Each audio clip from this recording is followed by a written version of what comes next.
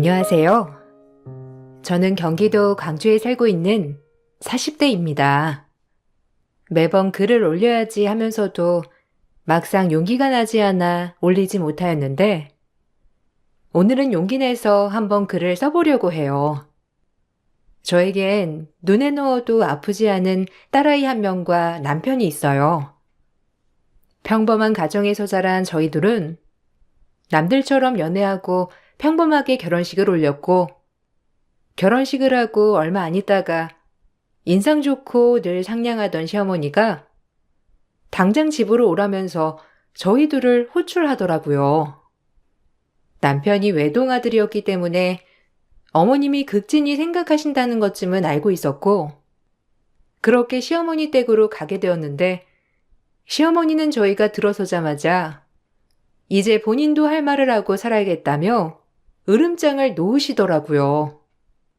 저와 남편은 갑작스러운 시어머니의 태도에 당황했고요.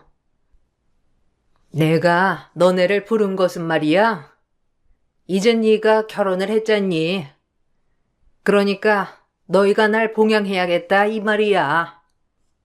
내가 우리 아들 키우느라 기본 5억은 들었을 거 아니야.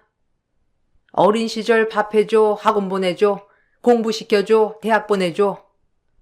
지금까지 해준 것만으로도 너넨 평생 나한테 감사해야 할 거야. 그러니까 지금부터 너네한테 생활비 좀 올려 받아야겠어서 부른 거야. 지금 드리는 걸로도 부족하세요? 사실 이제 막 우리도 결혼해서 집 대출이며 나갈 돈은 많은데 엄마 생활비까지 올려드리는 게 만만치 않은 금액이긴 하거든요. 우리가 가진 거에 비해서 말이에요.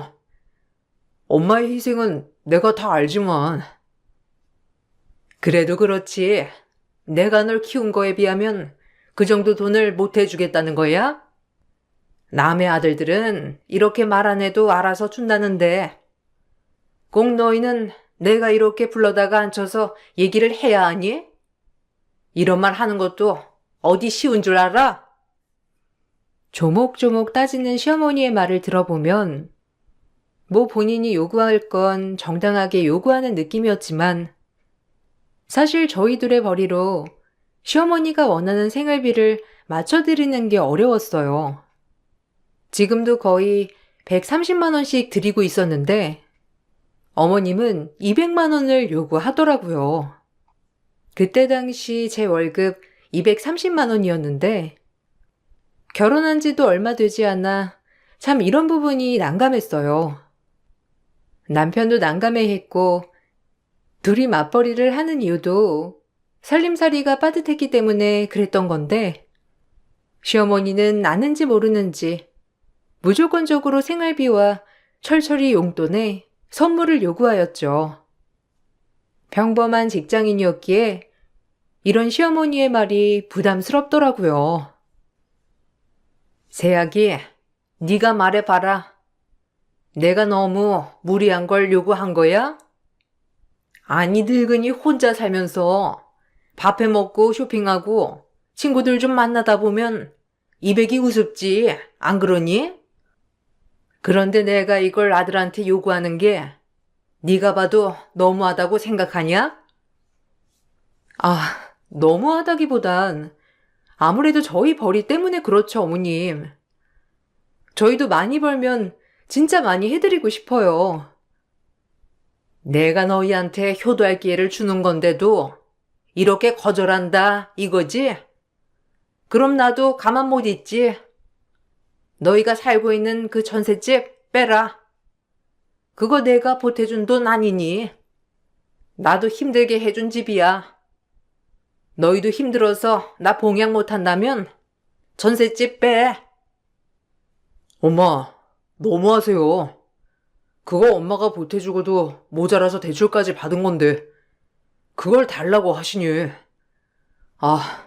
뭐 해주신 건 감사하지만 이런 요구로 해주신 거라면 저도 좀 난감하네요.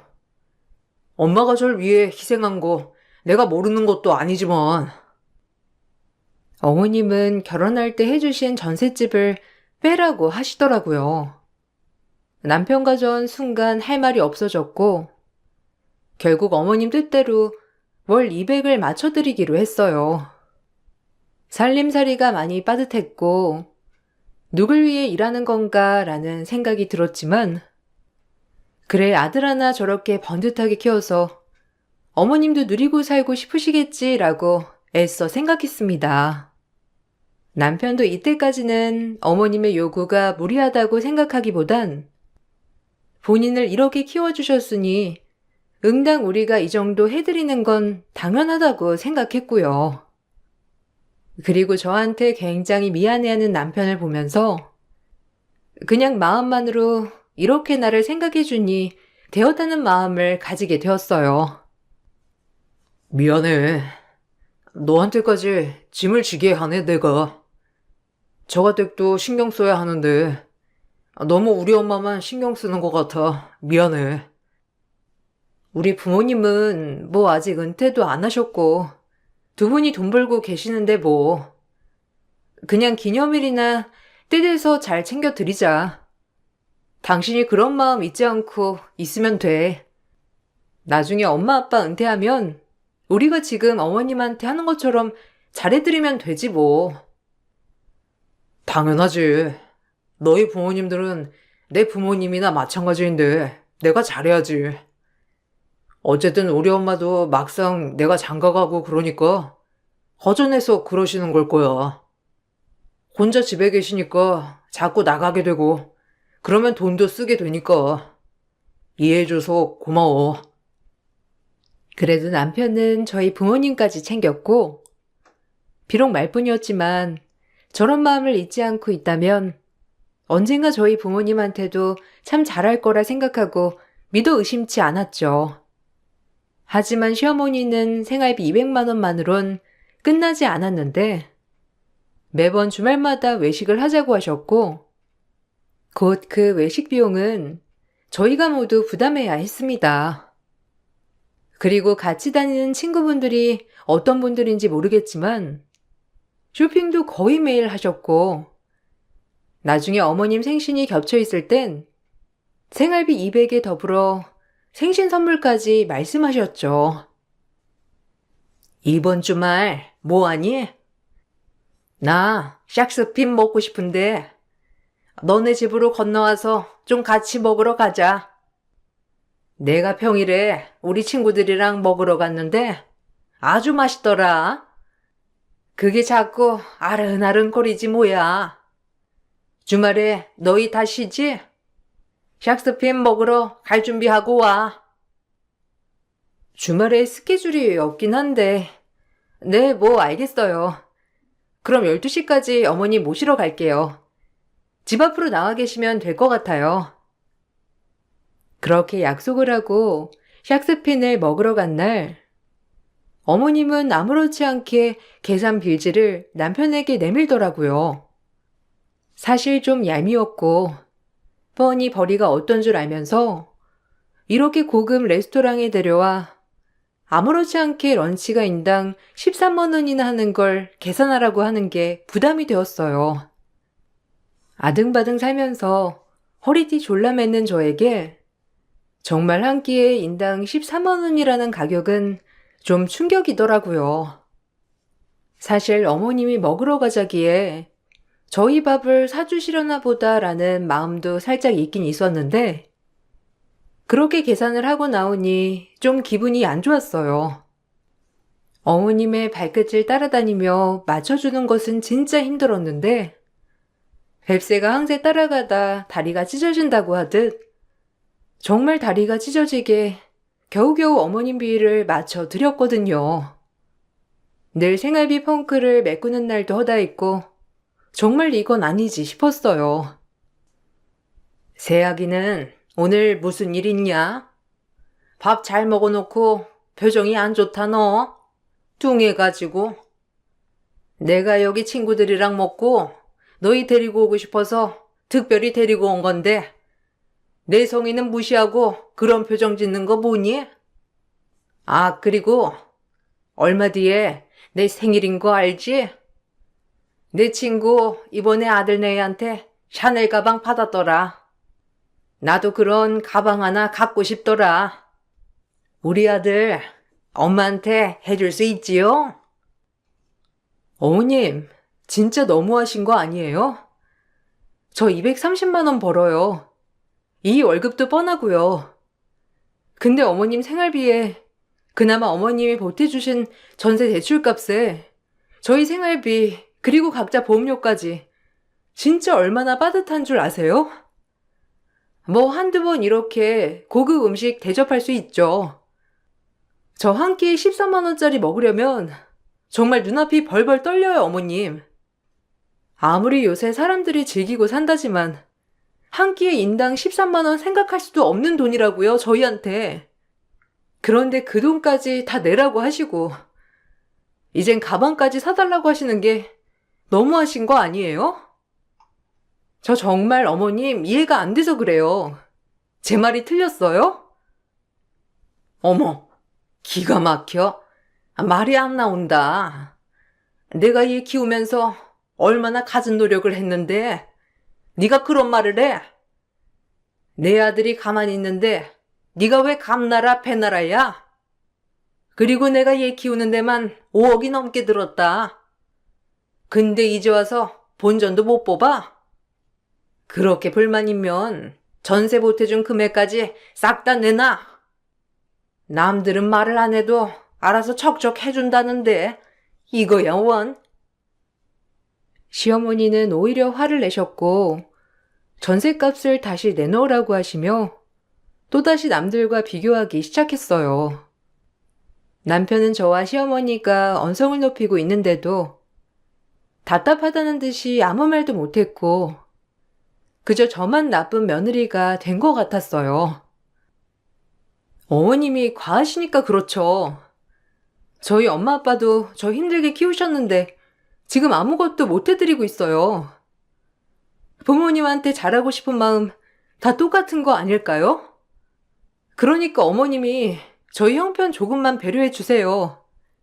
그러면 저희가 형편껏 알아서 어머님께 잘해드리죠. 배려는 무슨? 이 정도도 못 뽑아먹으면 내가 자식을 왜 키웠어? 당연히 해야 할 일인데 배려라니. 참나 너도 웃기는구나. 괜히 우리 아들 조정하려고 하지 말고 이것도 싫고 저것도 싫으면 네가 나가면 될 거 아니냐? 나랑 우리 아들이랑 살면 되고. 어머님 말이 진짜 기가 막히면서 어떻게 저런 말씀을 아무렇지 않게 하는지 집에 오는 내내 어머님 말이 귓가에 맴돌아 미치겠더라고요. 이혼하라는 말인가 싶기도 하면서 진짜 화가 났고 아무 말도 안 하는 남편에게도 뒤이어 화가 났어요. 나만 아등바등 사는 느낌에 매번 생활비에 허덕이는 것 같아 내가 이러려고 결혼했나라는 생각까지 들면서 화가 나더군요. 자기는 왜 거기서 꿀먹은 벙어리처럼 가만히 있는 거야? 내 말이 틀렸어? 자기도 힘들잖아. 내가 얼마나 우리 생활비 때문에 허리띠 졸라 매는 줄 알아? 자기가 가만히 있으면 내가 뭐가 돼? 어머님 하신 말씀 들었지? 나보고 나가래잖아. 거기서도 가만히 있고. 나도 화나서 그래. 너한테 미안하기도 하고. 근데 엄마 고생한 건 사실이고. 거기서 내가 누구 편을 들겠어. 내가 가만히 있는 게 오히려 좋은 거야. 나도 엄마가 너무한 거 알지. 나도 모르겠다. 점점 더 왜 그러시는지. 아무래도 밖에 나가서 친구분들 만나시다 보면 계속해서 비교하고 그러시는 것 같은데. 엄마가 아들 하나 있는 거 자랑하고 싶어서 그래. 이해 좀 해줘. 우리 부모님은 안 그래. 다 똑같아. 부모가 자식 키우면서 고생하는 건 당연한 거고 그걸 자식들이 알아서 효도하는 거지. 어머님은 매번 저렇게 물질적으로 요구하시잖아. 우리 벌이 뻔히 알면서 어떻게 당당하게 맨날 물질적인 걸 요구하셔? 속상하다 정말. 엄마 친구분들이 화려하신 분들이 많아서 그래. 그러니까 엄마가 더더욱 직접 하시는 것 같아. 조금만 이해해주라. 미안해. 남편의 이해해달라는 말 참 야속했어요. 그렇게 어머님에게 점점 불만이 쌓이고 있었고, 최대한 어머님에게 휘둘리지 말아야겠다고 생각했어요. 자꾸 휘둘리다간 집이 휘어질 것 같았거든요. 그러던 중 저희에겐 아이가 찾아왔고 출산을 했는데 눈에 넣어도 아프지 않을 딸이더라고요. 친정 부모님들은 너나 할 것 없이 제가 힘들까봐 본인들이 일하심에도 불구하고 집에 자주 들러 아이도 봐주시고 저보고 눈 좀 붙이라는 둥 저를 안타까워 하셨어요. 심지어 친정과의 거리도 꽤 되는데 친정엄마는 몸조리를 잘해야 한다고 2, 3일에 한 번꼴로 미역국과 제가 먹을 수 있는 음식을 보내주셨어요. 제가 아이를 낳고 또 저희 부모님을 보니 정말 이런 게 사랑이다 싶더라고요. 그러면서 물질적으로 효도를 원하는 시어머니를 더욱더 이해할 수 없었고, 시어머니는 애를 낳고 지금까지도 나로 수고했다는 말 한마디 해주지 않았죠. 애 낳은 게 무슨 대단한 거라고. 이제 고생 시작이지. 그리고 애 낳았다고 내 생활비 줄이지 마라. 알겠어? 그대로 보내. 어머님, 너무하시네요. 어떻게 한 번을 손주 보고 싶다는 말씀을 안 하세요? 어머님도 진짜 너무하신 거 아시죠? 내가 뭐가 너무하다는 거야? 너 진짜 웃긴다. 너도 자식 낳았으니 알 거 아니야? 네 자식한테 해주는 거 반만이라도 나한테 해. 그게 도리고 숙명이지. 돈은 똑같이 붙여라. 뭐 아기 낳아서 형편어렵다 이런 말 하지 말고. 내가 낳으라고 했니? 니네가 좋아서 낳은 애기니까 나한테 주는 생활비는 꼬박꼬박 보내라. 괜히 어렵다, 돈 없다 핑계대지 말고. 어머님, 진짜 할머니 맞긴 맞나요? 남들은 손주 사랑 끝도 없다는데 어쩜 한 번을 안아본다는 말도 없으시고 섭섭해요. 부모가 실컷 안아주는데 나까지 안아줄 필요 있니? 애 손만 타지. 어쨌든 돈은 꼭 밀리지 말고 보내. 신신당부한다. 어머님은 막말을 하고 전화를 끊었고 저는 이로써 어머님에 대한 모든 정이 다 끊어졌습니다. 뭐 어머님 보라고 애를 낳은 건 아니지만 끝까지 고생했다, 수고했다. 우리 손녀 보고 싶다는 말씀 한마디 없는 어머님을 보고 진짜 대단하신 분이라고 생각이 들었거든요. 제가 절대 당해낼 수 없는 분이었고 그렇게 서운함은 쌓여만 갔는데 아이를 낳고 보니 지금보다도 생활이 더 빠듯했어요. 아무리 나라에서 보육수당이 나온다곤 하지만 이걸론 택도 없는 돈이었고 아이를 가정 어린이집에 보내고 그 시간에 아르바이트를 해서 생활비를 맞춰야 했습니다. 그래야 그나마 펑크난 걸 메꿀 수 있었거든요. 이건 사람 사는 게 아니야. 아, 너무 힘들어. 애기 보랴, 아르바이트 하랴. 근데 이 돈 다 어디로 가? 어머님한테 가는 거 아니야? 그러게. 안 되겠다, 진짜. 우리도 힘든데 나도 이건 좀 아닌 것 같다는 생각이 드네. 효도도 분수에 맞게 하는 게 효도지. 우리 아기 맨날 장난감 도서관에서 장난감 대여해서 놀고 얼마나 내가 안타까운 줄 알아? 마트 가서 우리 딸 좋아하는 장난감 하나 못 사주는 게 얼마나 마음 아픈 줄 아냐고. 이건 아닌 것 같아 진짜. 어머님한테 말해서 좀 금액을 조정해야겠어. 남편도 이제야 가정의 위기를 느꼈는지 이건 아니라고 했고 그렇게 저희는 어머님네 가서 생활이 어렵다고 솔직하게 말씀을 드렸어요. 하지만 돌아오는 대답은 차가웠고 끝까지 본인 생활비는 줄이지 못하겠다고 하더라고요.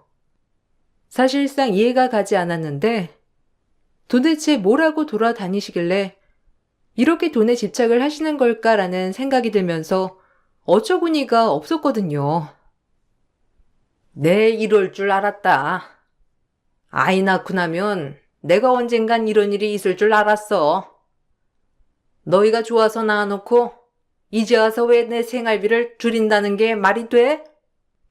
내가 애초에 이럴까봐 신신당부를 한 건데 자식 하나 있는 거 뼈 빠지게 키워놨더니 이제 와서 생활비를 줄여야 한다니.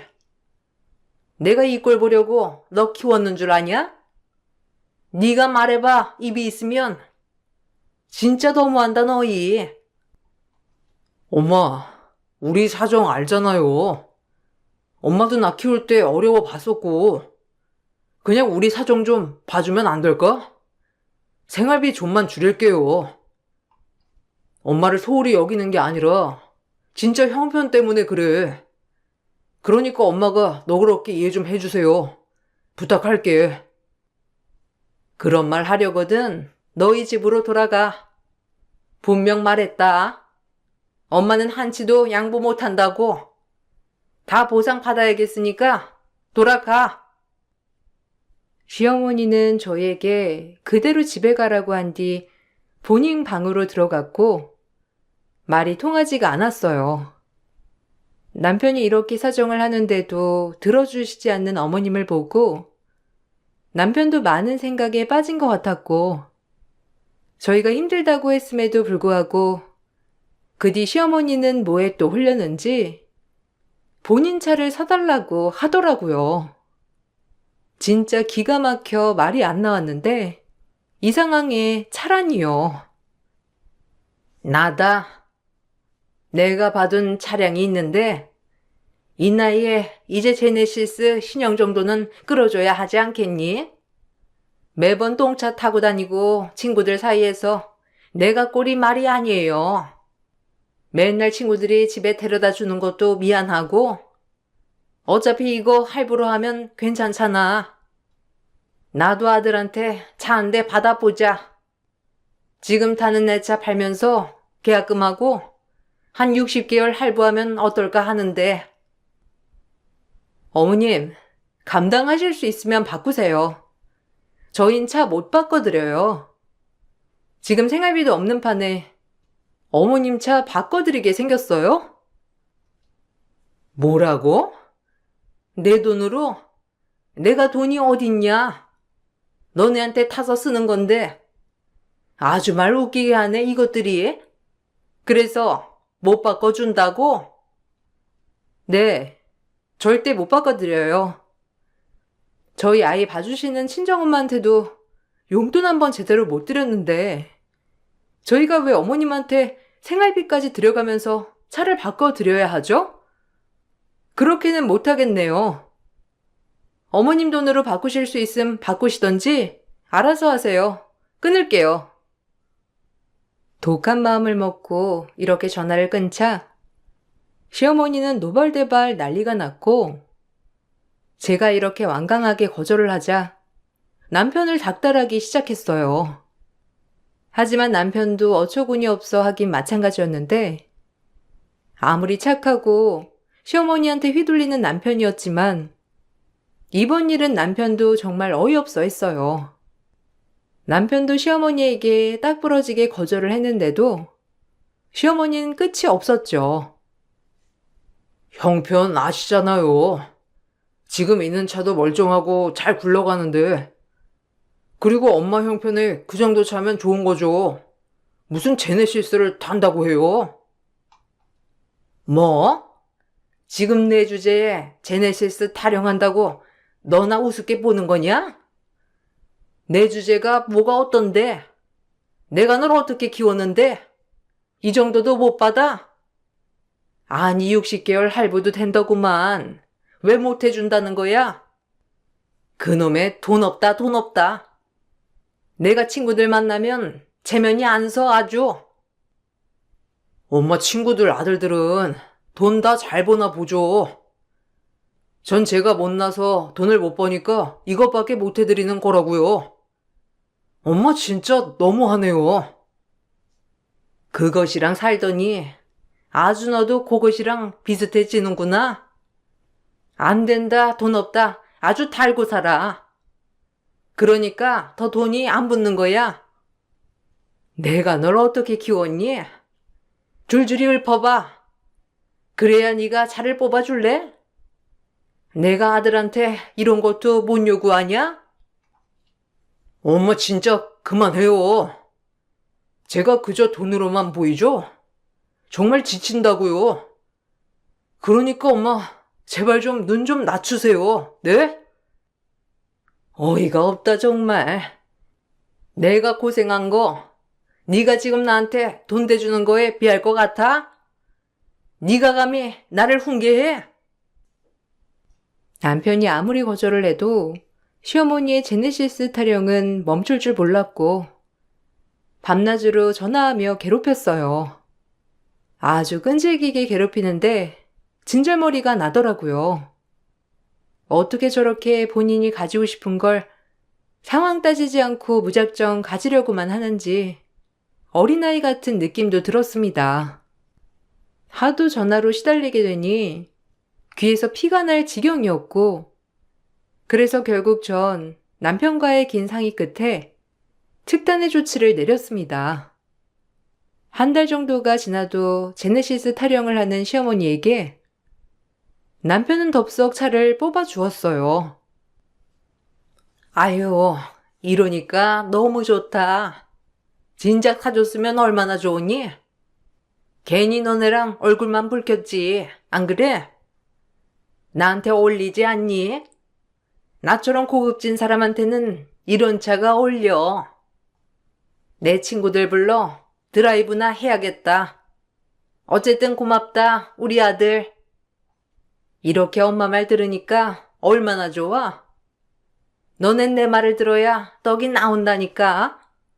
부모한테 잘하는 자식이 최고야. 다 필요 없어. 너 키우면서 내가 얼마나 고생을 많이 했는데 이 정도는 받을 정도는 충분히 되잖아. 그렇지 않니? 고맙다 아무튼. 시어머니는 차를 받는 날 아주 입이 찢어지더라고요. 저는 진짜 마음속으로 부글부글 끓었지만 애써 참았고 남편 또한 어머님을 보고 단 한 번도 웃지 않았어요. 그리고 저흰 서서히 어머님과 연락을 단절해 나가기 시작했는데 사실 저희는 어머님에게 마지막으로 노래 부르던 제네시스를 뽑아드리고 완전 손절을 하려고 마음을 먹었죠.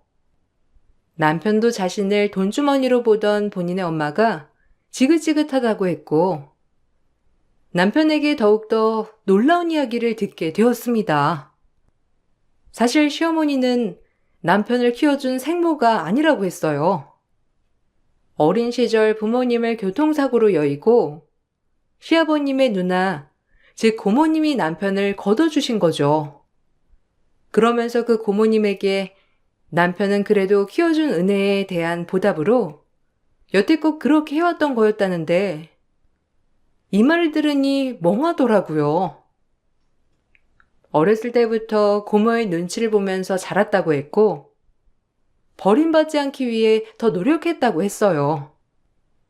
왜 진작 말하지 않았냐고 하니 엄마라고 부르는 순간부터 본인에게 고모가 아닌 엄마였기 때문에 굳이 말을 하지 않았다고 했어요. 하지만 주변 부모님을 보니 본인의 어머니와 많이 비교되는 모습을 보며 굉장히 힘이 빠지고 속상했다고 했죠. 나를 걷어준 고모지만 진짜 너무하지? 그래도 진짜 엄마처럼 믿고 의지했는데 이렇게 철저하게 모든 걸 받아내려고 할지 진짜 몰랐어. 내가 그동안 너무 끌려다녔던 것 같아. 미안하다. 진작 너한테 얘기하고 상의를 했어야 했는데 정말 미안해. 왜 이런 얘기를 지금 했어?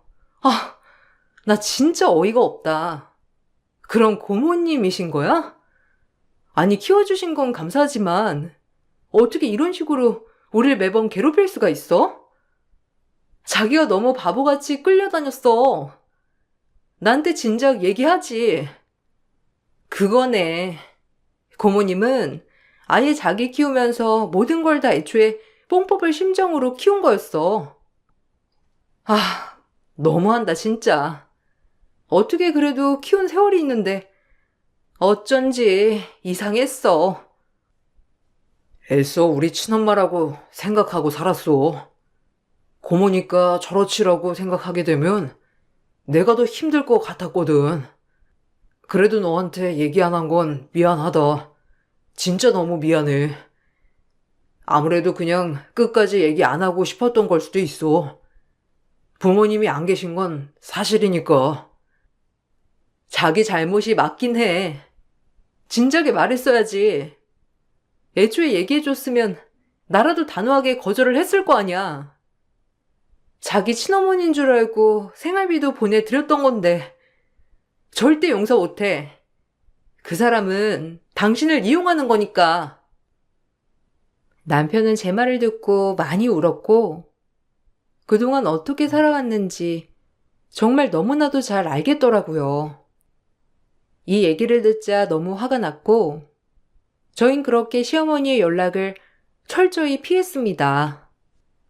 그렇게 철저히 연락을 외면한 결과 정확히 2개월 뒤 생활비가 2개월 동안 안 들어온 시모가 아들 집을 안 찾아올 리 만무했죠.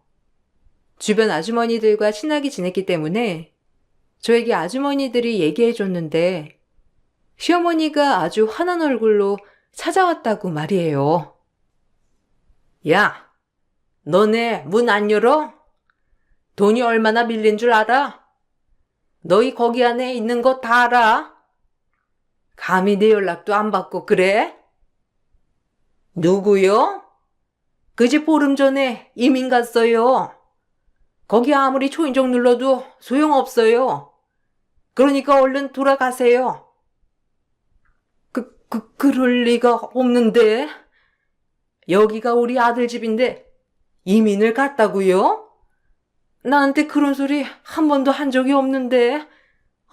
기가 막혀라. 네, 사실 저희는 그 집을 다 뺐어요. 그동안 들인 생활비와 철저히 선불이며 따로 용돈에 그만큼 했으면 전세금은 안 돌려줘도 된다고 생각했어요. 그리고 어머님 차량은 아마 계속 어머님 통장에서 할부로 빠져나가게 하고 있었죠. 처음 살 때 비용만 저희가 지불하고 나머지 60개월 할부를 어머님 통장으로 빠져나가게 했답니다. 사실 마음 같아선 생활비 회수 소송도 하고 싶었지만 알아본 결과 꺼준 게 아니라면 사실상 돌려받긴 힘들다고 하더라고요. 그래서 저희는 어머님이 해주신 전세금을 돌려드리지 않았던 것이고 이 지겹도록 끈질긴 인연을 끝내버리려고 잠적한 척 했던 거였고요. 남편도 이렇게까지 어머님이 본인에게 돈만 요구하니 도저히 관계를 이어나가지 못하겠다며 그렇게 저희의 인연은 끊어졌어요.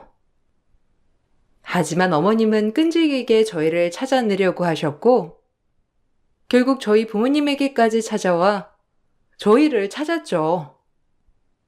저희 부모님도 기센 시어머니를 당하지 못한 건 사실이었는데 저희 집 주소를 알려주지 않자 들어놓으며 나가지 않겠다고 했거든요. 사돈 양반들 너무하신 거 아닙니까? 어떻게 애들을 빼돌려요? 참나. 내가 자식한테 이런 취급 받아야겠어요? 당장 애들 사는 곳 어딘지 안 되면 나 이 집에서 못 나갑니다. 알겠어요? 이것들이 감히 나랑 인연을 끊으려고 해? 어떻게 그래요? 아유, 사돈. 오죽하면 그 착한 애들이 그랬겠어요. 저도 말 못 해드려요. 그러니까 일단 돌아가 계시면 제가 전해드릴게요. 뭐야? 당신이 빼돌렸지? 우리 착한 아들 구슬려서 당신이 우리 아들 빼돌린 거 아니야. 그게 아니고서야 우리 아들이 나한테 이럴 리가 없잖아. 네 가지를 어떻게 키웠는데? 얼른 집 주소 대. 이미는 무슨? 내가 지낼 못 찾아낼 줄 알고? 나 주소 부를 때까지 못 가요.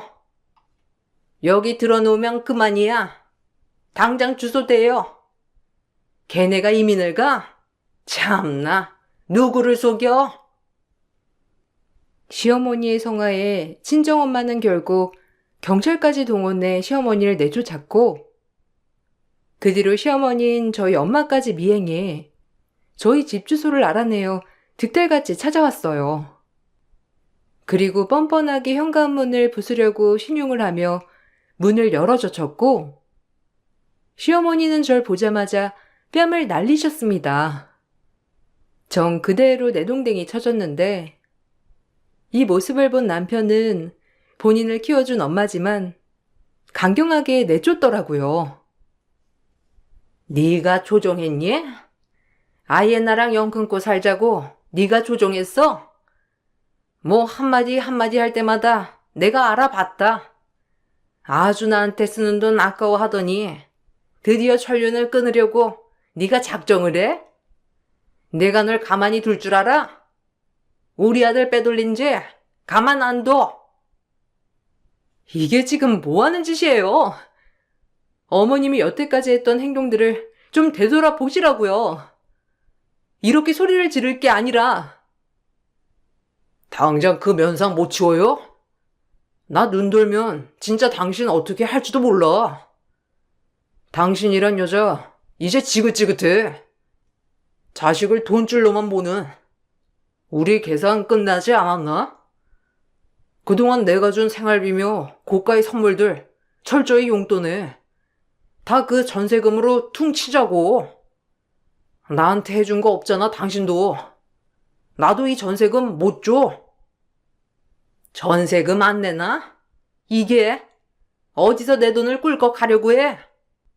그리고 차값은 왜 내 통장에서 빠져나가는 거야? 생색내는 거 지겨워. 꼴랑 전세 1억 해주고 매일같이 그 돈으로 돈 타령하는 거 이제 지긋지긋하다고. 이제 당신 비 못 맞춰주니까 다시 나타나지 마요. 당신이 자초한 일이니까 다신 이 집에 얼씬도 마. 그래, 우리 부모님 대신에 나 키워준 건 고마워요. 근데 나도 그동안 많이 하지 않았나? 이제 볼 일 없었으면 하니 그 면상 치우라고. 머리 검은 짐승 거두지 말랬더니 아주 옛말이 딱이구나. 너 내가 어떻게 거뒀는데 네가 나한테 그런 소리를 해? 지부모 그리 대고 내가 걷어줬는데 어떻게 이럴 수 있어? 넌 나한테 은혜를 아직 갚아도 모자라다고 알아? 니까짓 게 감히? 나가 당장. 고모고 엄마고 이제 지겨워 정말. 다신 내 눈앞에 얼씬도 하지 마. 이제 우리 가족 아니니까 나가라고.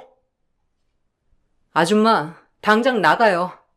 어디 와서 행패야. 당신 고소 당하고 싶어? 이제 우리 완전 끝이니까 절대 찾아오지 마. 이 말을 끝으로 남편은 시어머니가 받아치기도 전에 집에서 내쫓았어요. 그리고 경찰에 저에게 손찌검한 죄로 시어머니를 고소했고, 접근금지 신청까지 걸으니 시어머니는 이러지도 저러지도 못하고 그저 저희 곁만 맴돌 뿐이었어요. 전세금을 받아내려고 이리저리 어머님도 알아보셨지만, 사실상 어머님도 저희와 마찬가지로 돈을 그냥 주신 것이기 때문에 회수해올 방법은 없었어요. 전 아예 모른 척했고, 남편이 우유부단한 면도 있지만 한번 마음을 먹으면 대쪽 같은 성질이 있기 때문에 사실상 시어머니와는 이렇게 손절하게 되었어요. 시어머니는 결국 그렇게 혼자가 되었고, 동네 아주머니들에게 듣기로는 본인이 차값을 감당 못해 차를 팔고 아르바이트를 하고 있다고 했어요. 그리고 아주머니들을 만날 때마다 푸념을 한다곤 하는데, 그 동네 아주머니들은 어머님의 성질과 그동안 저희에게 했던 모든 것들을 다 알고 있기 때문에 오히려 저에게 얘기를 전해주며 아주 잘 됐다고 얘기를 해주곤 했어요.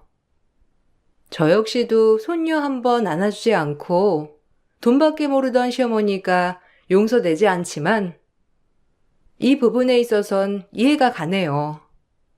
본인의 친손녀가 아니니까요. 오히려 시어머니에게 들어가던 막대한 생활비가 들어가지 않으니 지금은 새 식구 그렇게 욕심부리지 않으면 남들처럼 살 수 있는 정도까진 되었는데 이제 행복하다고 생각이 듭니다. 결혼할 때부터 지금까지 매번 돈 타령한 시어머니에게 당하고만 살다가 이제야 숨이 트이는 것만 같고 오히려 부부 사이는 더 좋아졌어요. 이제 재미나게 아이와 함께하는 생활에 더 기대가 되며 마음이 완전히 홀가분하진 않지만 이젠 저희 세 식구만 생각하고 살기로 했답니다. 제 글 읽어주셔서 너무 감사드려요. 사실 제가 겪은 일이지만 한 번도 누구에게 해본 적은 없는 이야기였는데 그래도 여기다 이렇게 글을 쓰니 묵은채증이 내려가는 것 같아요. 제 글을 끝까지 들어주셔서 감사드리고 행복한 하루 보내세요. 안녕하세요. 저는 40대 초반 여자입니다.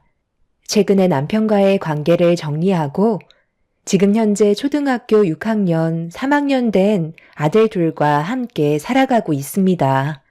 처음 남편의 실체가 밝혀졌을 때는 상당한 충격으로 다가왔었는데 현재는 하루빨리 정리했던 걸 다행이라고 생각하고 있는 중입니다. 어느 날 대학 시절을 함께 보냈던 친구를 만나면서 제 삶은 순식간에 바뀌기 시작했어요. 20년 만에 만나게 된 터라 반갑기도 하면서 얼떨떨한 상태였어요. 그날은 저와 남편의 결혼 기념일이었고 백화점에서 쇼핑을 하고 있었죠. 친구도 옆에 남자가 있길래 결혼했냐고 물어보니 결혼은 하지 않고 남자친구라는 말을 꺼내길래 좀 놀라긴 했었어요. 적지 않은 나이에 결혼을 하지 않고 연애를 하고 있을 거라곤 생각하지 못했었거든요. 정말 오래간만에 만났었고 친구도 저녁 식사를 하려고 왔는지 같이 합석을 하게 되면서 그동안 어떻게 살아왔었는지 궁금했던 점들에 대해 이것저것 물어보는 동안 어느새 레스토랑 마감 시간이 되어버릴 정도로 시간 가는 줄 모를 만큼 많은 대화를 주고받았었어요. 그렇게 저희는 그날 연락처를 주고받은 뒤 다음에 또 만나길 약속하면서 헤어지게 되었습니다. 엄청 친한 사이는 아니었지만 그래도 항상 친구들 사이에 함께 있었고 그렇게 나쁜 기억은 없었습니다. 굳이 하나 짚고 넘어가자면 여대 시절 1,000원짜리 학식도 안 쏘던 짠순이이긴 했었죠. 함께 했던 친구들은 자주는 아니더라도 가끔 용돈을 받거나 아르바이트를 하게 되면 돌아가면서 학식을 쏘긴 했었는데 친구는 대학 시절 동안 단 한 번도 남들한테 돈을 쓴 적이 없었을 만큼 학교에서 짠순이로 유명했었습니다. 그렇다고 집안이 못 사는 형편은 아니었어요. 그래도 친구니까 그 정도는 그냥 넘어가긴 했었는데 세월이 지나고 많이 바뀐 건지 레스토랑에서 식사를 할 때 적지 않은 금액인데도 오래간만에 얼굴 봐서 좋았다고 저와 남편이 먹은 금액을 대신 결제를 하는 예상치 못한 일이 일어나 많이 놀랐었어요. 저는 그런 모습을 보면서 세월이 흐른 만큼 친구의 성격에도 많은 변화가 있었다는 걸 알 수 있었습니다. 그날 이후 친구와 몇 번 더 만나게 되다 보니 예전처럼 가까운 사이로 지내오면서 좋은 관계를 유지하고 있었죠. 언제까지 연애만 할 거야? 그 남자분 성격도 좋은 게 꽤 괜찮은 사람 같던데. 아예 결혼 생각이 없는 거야? 나는 네가 결혼을 안 하고 있을 줄은 꿈에도 몰랐었어. 그러게. 살다 보니까 결혼이 무슨 의미가 있나 싶더라. 혼자 사는 것도 정신없이 바빠 죽겠는데 결혼을 하면 그 사람도 내가 신경을 써야 되잖아.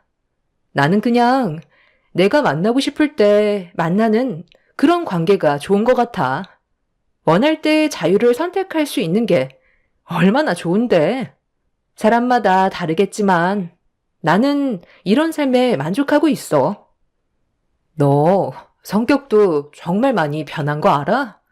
대학 시절 때는 낯을 많이 가려서 말도 제대로 못했었는데 지금은 분위기도 완전히 달라졌고 돈 씀씀이도 그때와는 비교가 되질 않는데 사람 앞일 한 치 앞도 모른다더니 내가 지금까지 만나온 친구들 중에 네가 제일 많은 변화가 있는 것 같다.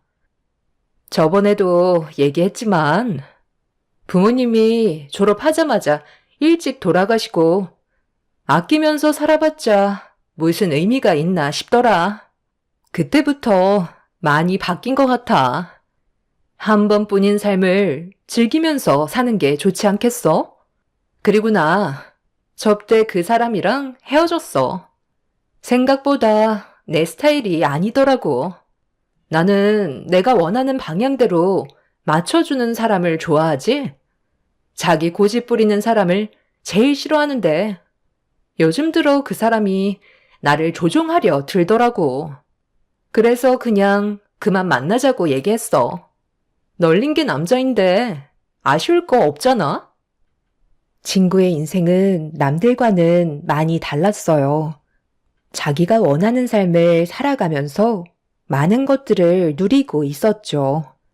그런 모습이 엄청 부러운 건 아니었지만 저도 지금까지 살면서 가정을 살피기 위해 나 자신은 돌볼 수 없이 살아가다 보니 대학 시절 때 자유로웠던 그런 삶이 그리워질 때도 있었습니다. 하지만 저에게는 또 다른 행복이 있기 때문에 크게 동요되지는 않았어요. 그렇게 한참 동안 친구와 좋은 시간을 보내고 있었는데 저희 집에 한번 놀러 오고 싶다고 하더라고요. 어떻게 살고 있는지 궁금하기도 하고 아이들도 보고 싶다며 선물까지 사놨었다는 말에 그날 남편한테 먼저 사정을 얘기하니 놀러와도 괜찮다고 흔쾌히 허락해 주었죠.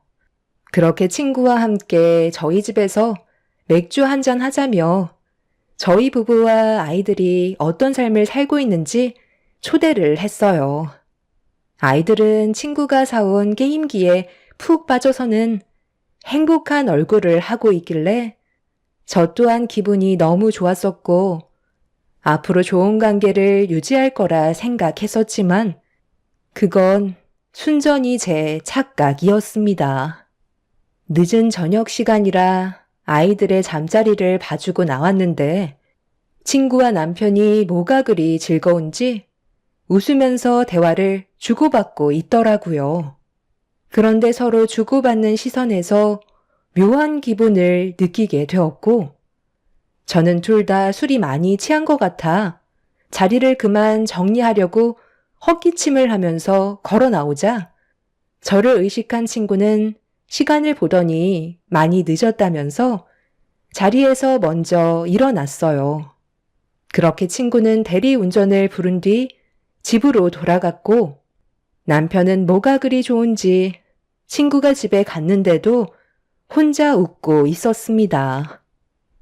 나 애들 방에 있는 동안 무슨 얘기를 했길래 혼자 실실 웃고 있어? 당신 원래 그런 성격 아니잖아. 다른 여자 앞에서는 말 한마디 제대로 못 붙이면서 아까 보니까 아주 즐겁게 대화를 주고받고 있던데? 술 취했을 때는 항상 입조심하는 게 좋은 거야. 괜히 말실수해서 좋은 관계 틀어질 수도 있는 거라고. 당신 학창시절 얘기 들었지? 대학교 때 꽤 이름을 날렸다던데? 나는 처음 들었던 거라 상당히 놀랐다니까. 당신 춤 동아리였어? 전혀 그렇게 안 보이는데? 친구는 저와 대학 시절에 있었던 일들을 남편한테 얘기했는지 저는 이미 잊고 살았던 과거를 전부 다 털어놨다는 거에 기분이 별로 좋지는 않았었어요. 남편은 제가 예민한 반응을 보이자 그 모습이 재미가 있었는지 계속 놀리고 있었습니다. 약간 기분이 좋진 않았지만 오래간만에 만난 친구였고 술도 어느 정도 먹었으니 그냥 그러려니 하고 넘어갔었죠. 그런데 그날 이후 친구한테서 연락이 뜸해지기 시작하더니 전화조차 연결이 되지 않았어요. 워낙 바쁜 친구라 나중에 시간이 지나면 연락이 올 줄 알았는데 몇 달이 지나는 동안에도 친구는 번호까지 바뀌어 있는 상태였죠. 무슨 일인지 몰라 걱정되긴 했었는데 사정이 있겠지 생각하면서 더 이상 신경을 쓰지 않고 있었어요. 그런데 친구와의 연락이 되지 않는 시점에서부터 남편한테도 조금씩 변화가 찾아왔어요. 당신 요즘 집에 왜 이렇게 늦게 들어와? 애들이 당신만 기다리고 있다가 지쳐 잠이 들었잖아. 내 전화 안 받을 거면 핸드폰은 뭐하러 가지고 다녀? 아이, 이런저런 바쁜 일들이 많아서 그런 건데 왜 그거 가지고 화를 내? 나 신경 쓸 시간에 애들이나 더 챙겨줘. 다 먹고 살자고 열심히 일하고 있는 거라고. 당신이 사업을 하는 것도 아니고 월급 받으면서 뭐 때문에 이 시간에 들어오는 건데 하루 이틀이면 내가 아무 말 안 하겠지만 지금 당신이 밤만 되면 내 전화 안 받은 지 얼마나 된 줄 알아? 벌써 한 달이나 됐다고. 사람이 갑자기 변하면 뭔가 문제가 생긴 거라던데. 당신 혹시 나한테 뭐 숨기는 거라도 있어? 뭘 숨기는 게 뭐가 있겠어? 맨날 회사 짐 말고 내가 뭐 하는 게 있기라도 한 줄 알아? 요즘 일이 바빠서 힘들어 죽겠는데 계속 이상한 쪽으로 몰아갈 거야? 그럼 뭘 했는지 나한테 설명해 주면 되는 거잖아. 우리가 지금까지 살면서 이랬던 적이 있었어?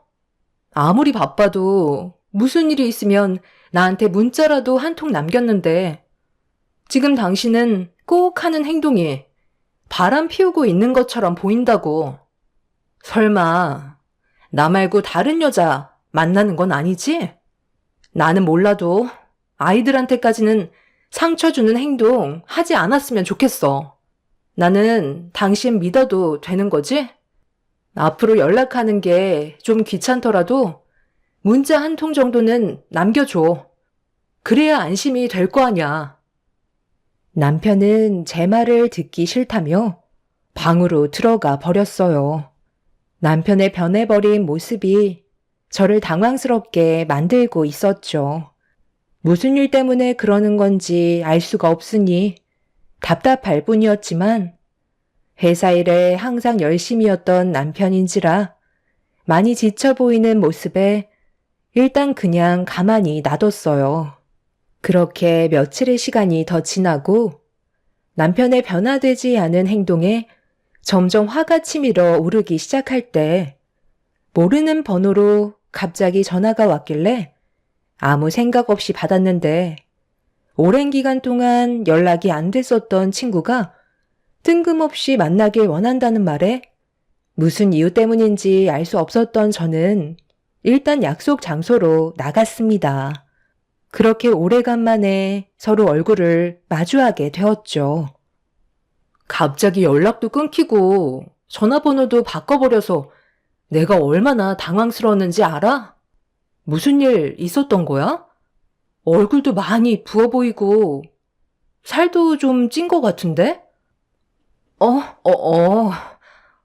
나 지금 임신했어. 계획에는 없던 일들이라 너무 충격받아서 이제야 제정신이 들었거든. 오늘 내가 나온 건 정말 심각한 문제를 해결하기 위해서야. 뭐? 임신? 갑자기 임신을 했다고? 그새 결혼할 남자가 생기기라도 한 거야? 네가 실수를 할 거라곤 나도 생각하지 못했는데 앞으로 어떻게 하게? 이건 뭐야? 이거 너한테 주는 위자료야. 질질 끌지 않을 거고 솔직하게 얘기할게. 나 수철 씨 아이 가졌어. 지금 내 뱃속에 수철 씨 아이를 임신했다고. 이 문제 때문에 너무 충격받아서 한동안 연락을 할 수 없었던 거야. 그런데 막상 내 몸에 변화가 생기고 뱃속에 아이가 자라고 있는 걸 보니까 수철 씨가 옆에 있어줘야 할 것 같더라고. 나랑 만나자고 하는 거 계속 만나지 않고 있다가 며칠 전에 얼굴 보고 얘기했어. 수철 씨는 나랑 새롭게 시작하길 원하고 있어.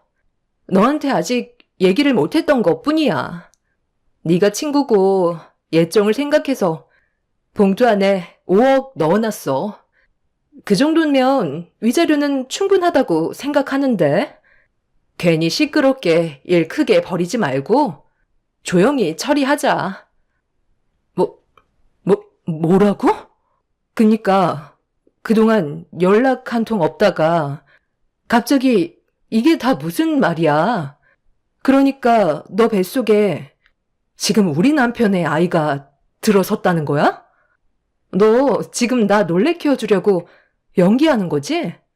너는 내 친구잖아. 어떻게 이런 충격적인 일을 저지를 수가 있어? 둘이 언제부터였는데? 설마 그때 우리 집에 놀러 왔을 때부터였던 거야? 아니, 사실 그 전부터였어. 우리 레스토랑에서 같이 식사했었잖아. 그때부터 우리 둘 따로 만나오고 있었어. 그래서 남자친구와도 헤어졌던 거고. 나도 이렇게까지 일이 커질 줄 몰랐는데 그때 레스토랑에서 너랑 내가 마주보고 앉아 있었을 때 무언가 내 발을 툭 건드리는 느낌이 들어서 슬쩍 발밑을 봤는데 처음에는 수철 씨가 너한테 장난치려는 걸 실수로 내 발을 건드리는 줄 알았는데 계속 툭툭 치더라고. 그래서 수철 씨를 슬쩍 쳐다봤는데 일부러 나를 의식하는 듯 건드는 것 같길래 좀 당황스러웠었거든.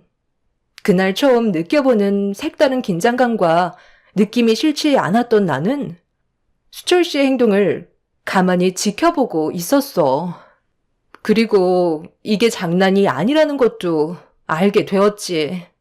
그날 네가 화장실 갔을 때 우리는 따로 전화번호를 교환했고 지금까지 몰래 만나고 있었던 거야. 나도 내가 이렇게까지 될 거라곤 상상조차 못했었는데 수철 씨가 나를 헤어나오지 못하게 만들었어. 당연히 나는 네가 지금까지 이끌어온 가정이고 절대로 수철 씨와는 이어질 수 없는 사이라는 걸 알면서도 내 몸이 말을 듣지 않았고 결국 이 사태까지 오고 말았던 거야. 어떻게 얘기할지 몰라. 지금까지 고민을 하고 있었는데 하루하루 배가 불러가다 보니 수철 씨는 최대한 빨리 얘기하는 게 좋을 것 같다고 하더라.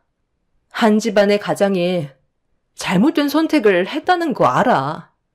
절대로 해선 안 될 행동이지. 그런데 사람은 누구나 진짜 인연을 만나게 되어 있는 것 같아.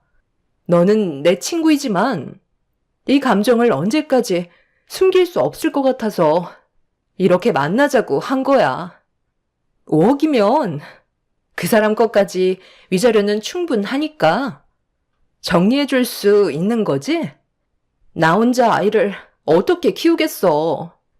너는 아이들도 다 커서 크게 신경 쓰지 않아도 되잖아.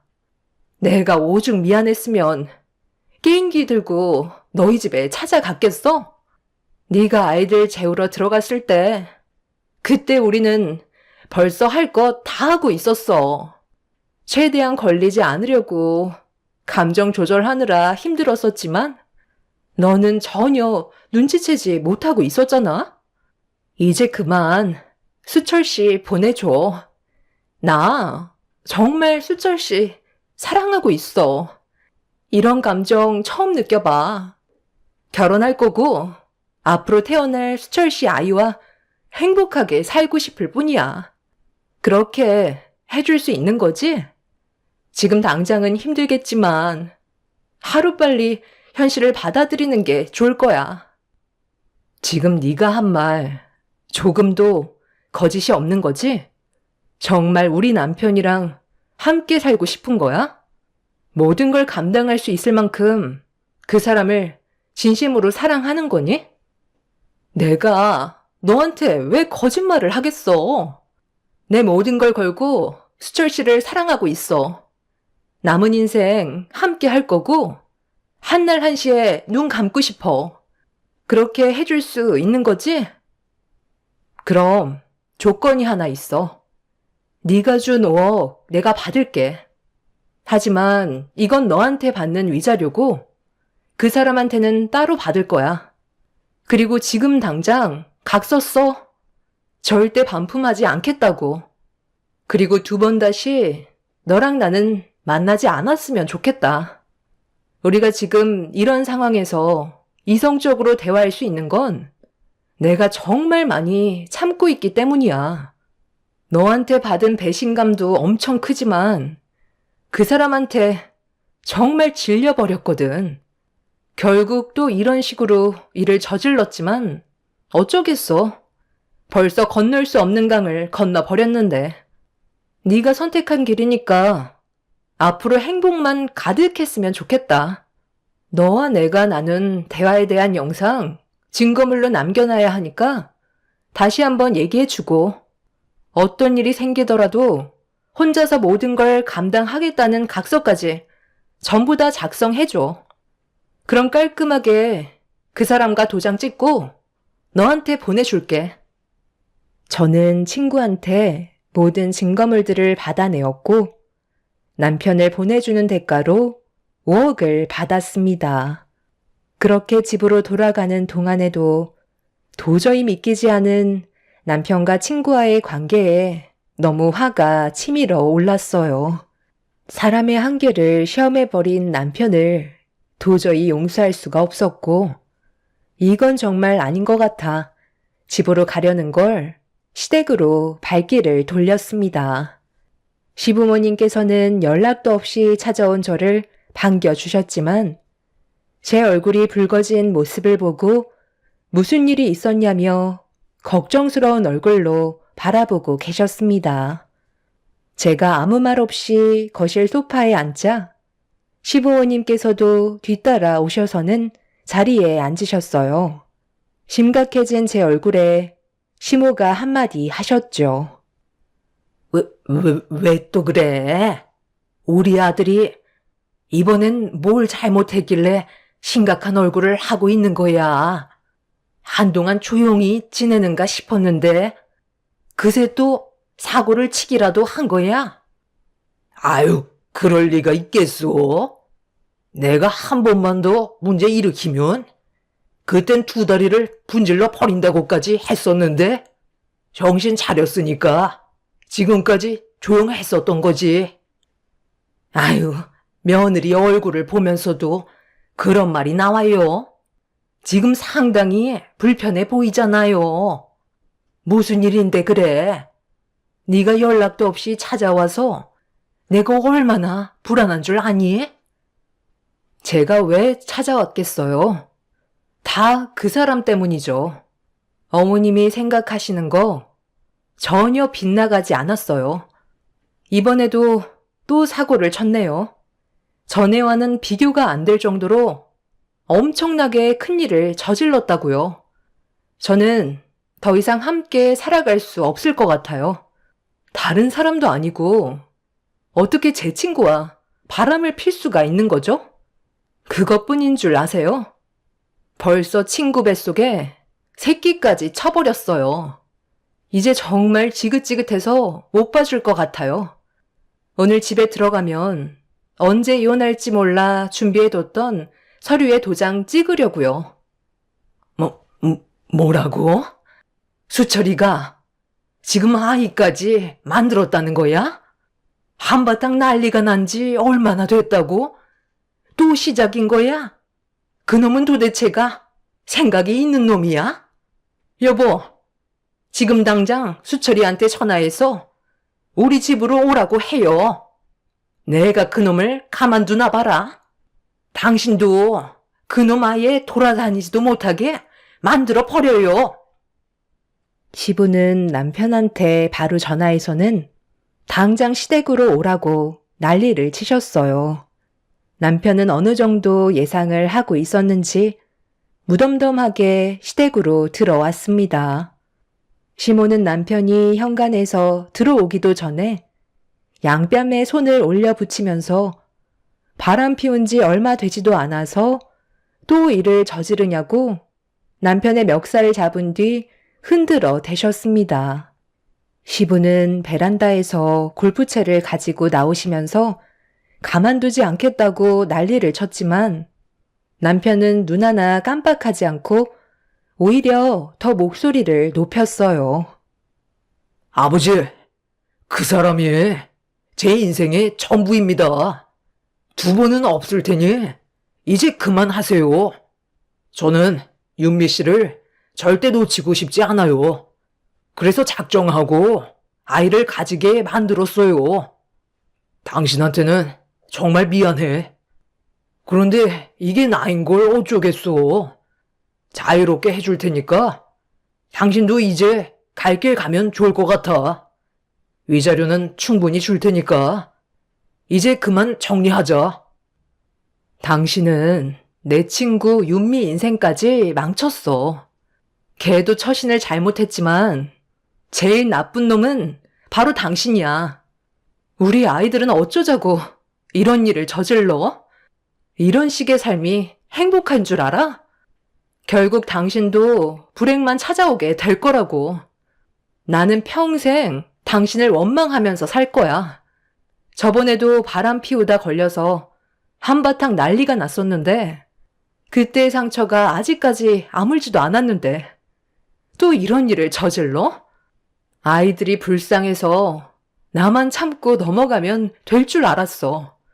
그래서 지금까지 혼자 눈물을 삼키면서 참아왔던 건데 당신이 또다시 모든 걸 망쳐버렸다고. 인생의 마지막 사람이라고?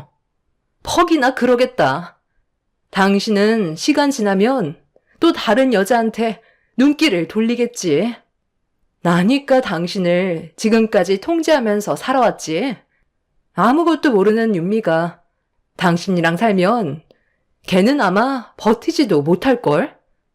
이미 엎어졌고 더는 함께할 수 없는 상황까지 왔으니 당신은 내가 원하는 대로 모든 걸 맞춰주고 끝내야 할 거야. 저번에 바람 피웠을 때 작성했던 각서 기억나지? 법적으로 효력이 있는 것들로 같이 만들었잖아. 한 번만 더 바람 피우면 지금까지 살면서 모아두었던 모든 재산 전부 다 나한테 주기로 약속했었지? 그리고 아이에 대한 문제도 내가 원하는 대로 해준다고 그랬었잖아. 그때 했던 모든 내용 전부 다 들어줘야 할 거야. 그렇게 하지 않으면 당장 소송 들어갈 거고 당신이 원하는 이유는 절대 없을 거니까 하루빨리 나랑 정리하고 싶으면 내가 원하는 대로 당신은 몸만 나가. 어떻게 할 거야? 소송으로 갈래? 아니면 당장 이혼할래? 남편은 집에서 윤미가 자기를 기다리고 있다며 좋은 소식 들려줘야 아이가 스트레스 받지 않는다면서 최대한 빨리 이혼하겠다며 함께 살면서 모았던 재산에 대해선 각서에 적힌 내용대로 진행하겠다는 말을 꺼내게 되었어요. 시부모님께서는 그 자리에 주저앉아 오열을 하셨고 저희는 서로가 원하는 조건을 들어주면서 이혼을 선택하고 말았습니다. 아이들은 이런 현실을 받아들이기에는 아직 어린 상황이라 최대한 상처받지 않는 쪽으로 설명해 주었지만 아이들은 남편이 과거에 바람을 피우면서 한바탕 난리가 난 적이 있었기 때문에 대충 짐작하고 있는 듯 보였어요. 겉으로 표현을 안 할 뿐 묵묵히 저를 따라와 주었지만 그런 모습을 보고 있던 저는 결국 참아왔던 눈물을 흘리고 말았습니다. 남편은 가정을 포기할 정도로 제 친구한테 푹 빠져서는 헤어나오지 못하고 있었어요. 그렇게 이혼한 지 어느덧 3개월이 지나버렸고 남편과는 법적으로 완전 남남이 되어버린 상태였죠. 새로운 삶에 적응하기 위해 다시 처음부터 시작하게 되었지만 더 이상의 스트레스를 받지 않아 한편으론 마음이 후련했었어요. 저는 그동안 최선을 다했었고 과거에 대해 후회를 하지는 않았습니다. 그렇게 아이들과 또 다른 행복을 찾아 살아가던 어느 날 그동안 한 번도 연락이 없었던 상간녀한테 다시 전화가 왔어요. 더 이상 대화조차 섞고 싶지 않아 전화를 받지 않았는데 할 말이 있다며 전화 좀 받아달라고 문자를 남기길래 다시 연락이 왔을 때 통화 연결을 수락했고 상간녀는 한층 밝은 목소리로 저에게 충격적인 말을 건네면서 어이없는 말들을 늘어놓고 있었습니다. 저는 상간녀가 무슨 생각으로 그런 말을 하는지 이해를 할 수가 없었죠. 나 배가 더 부르기 전에 결혼식 올리려고 하는데 너는 올 거야? 그래도 우리 둘의 관계를 연결해 준 게 너잖아. 꼭 축하받고 싶은데 와줄 수 있는 거지? 너 나랑 뭐 하자는 거야? 그 말 하려고 전화 받아달라고 사정을 했던 거야? 너는 그 사랑이 얼마나 오래 갈 것 같니? 남의 가정 무너뜨리고 얻은 사랑이 평생 유지가 될 것 같아? 그동안 그 사람이랑 살면서 어떻게 하면 좋을지 정말 고민 많았었거든. 그런데 네가 모든 걸 해결해줘서 나는 지금 너무 행복해. 거기에다가 돈까지 쥐어줬잖아? 네가 부모님 재산 물려받아 돈이 많은 건 알고 있었지만 사람 보는 눈은 너무 형편없다. 그 사람 바람둥이야. 너 만나기 전에 다른 여자한테 찝쩍거리다가 나한테 걸려서 한바탕 난리가 났었다고. 재벌은 난 못 준다고. 지금은 서로 눈만 마주쳐도 불꽃이 튀기겠지만 그게 얼마나 갈 것 같니? 그건 네가 부족해서 그런 거지. 우리가 지금 얼마나 행복한 삶을 살고 있는데. 수철 씨는 나 말고 다른 여자는 거들떠도 안 본다고 했어. 남자는 여자하기 나름인 거야. 내가 수철 씨 뺏어가서 배 아프니? 그런데 어쩌겠어. 이게 인생인데. 결혼식 오지 못한다고?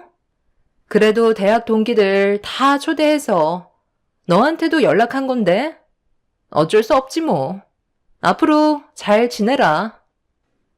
제가 결혼식에 가서 동기들 보는 앞에서 난리치면 어쩌려고 저를 초대한 건지 정말 어이가 없었지만 더 이상 신경 쓰고 싶지 않았어요. 지금 당장은 행복할지 몰라도 그 사람의 성격은 절대 변하지 않을 사람이라는 걸 확실하게 알 수 있었죠. 그렇게 저는 그날 이후 전화번호도 바꾸고 상간녀와 전남편과는 2번 다시 마주치지 않을 지역으로 옮긴 뒤 부모님의 도움을 받으면서 아이들과 함께 생활하고 있었어요. 바쁘게 살아오다 보니 휴식이 필요했고 오래간만에 가족들끼리 여행이나 가려고 동해바다로 출발하고 있는데 주말이라서 그런지 차가 꽤 막히더라고요. 그런데 길 한복판에서 많이 들어본 목소리가 들리길래 고개를 돌려 옆을 바라보니 길거리에 전 남편과 상간녀가 서로 얼굴을 붉히면서 머리채를 잡은 뒤 싸우고 있었습니다. 남편은 그새 또 병이 도졌는지 다른 여자를 만난 듯 보였어요. 상간녀의 목소리가 차에까지 들려왔죠. 지금 어디서 거짓말을 하는 거야? 당신이 지금 다른 여자한테 눈길 주는 거 내가 못 봤을 것 같아? 내 친구처럼 나도 버리려고 작정한 거야? 저 여자 누구냐고?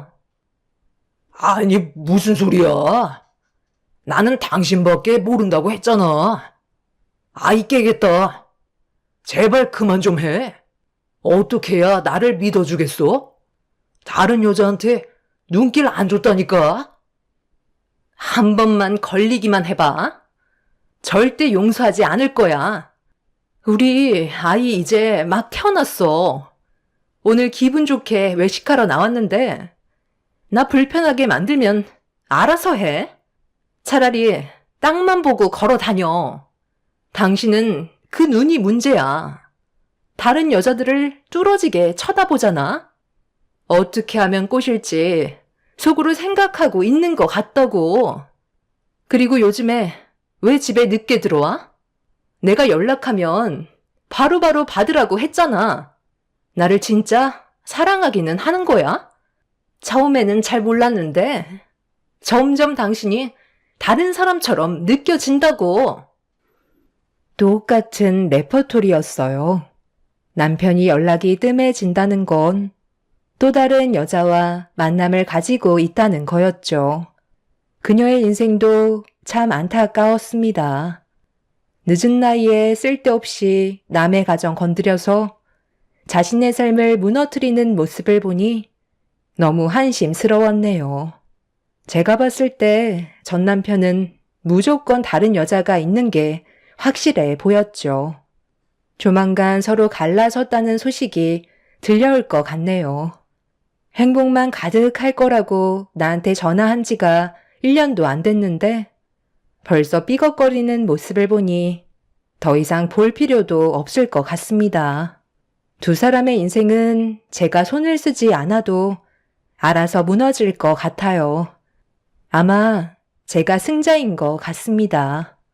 그동안 참고 살아왔던 보람이 있네요. 앞으로 저희 가족의 삶은 웃음만 가득했으면 좋겠습니다.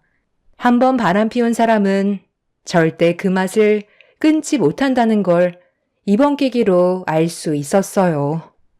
제 사연을 들어주신 여러분들의 가족에는 언제나 평화와 행복만 가득하시길 기원 드립니다. 오늘 하루도 행복하세요. 감사합니다. 안녕하세요. 저는 경남 창원에 살고 있는 35살 여자입니다. 제가 이렇게 사연을 올리게 된 이유는 최근에 저희 가족에게 많은 변화가 생겼는데요. 지금 생각해봐도 그때 당시 무심코 그냥 지나쳤다면 지금의 변화는 오지 않았을 거예요. 어릴 적 헤어졌던 아빠를 최근에서야 다시 만나게 됐는데요. 엄마와 제가 많이 힘들 때 저희 앞에 모습을 나타내셔서 어려운 상황을 헤쳐나갈 수가 있었어요.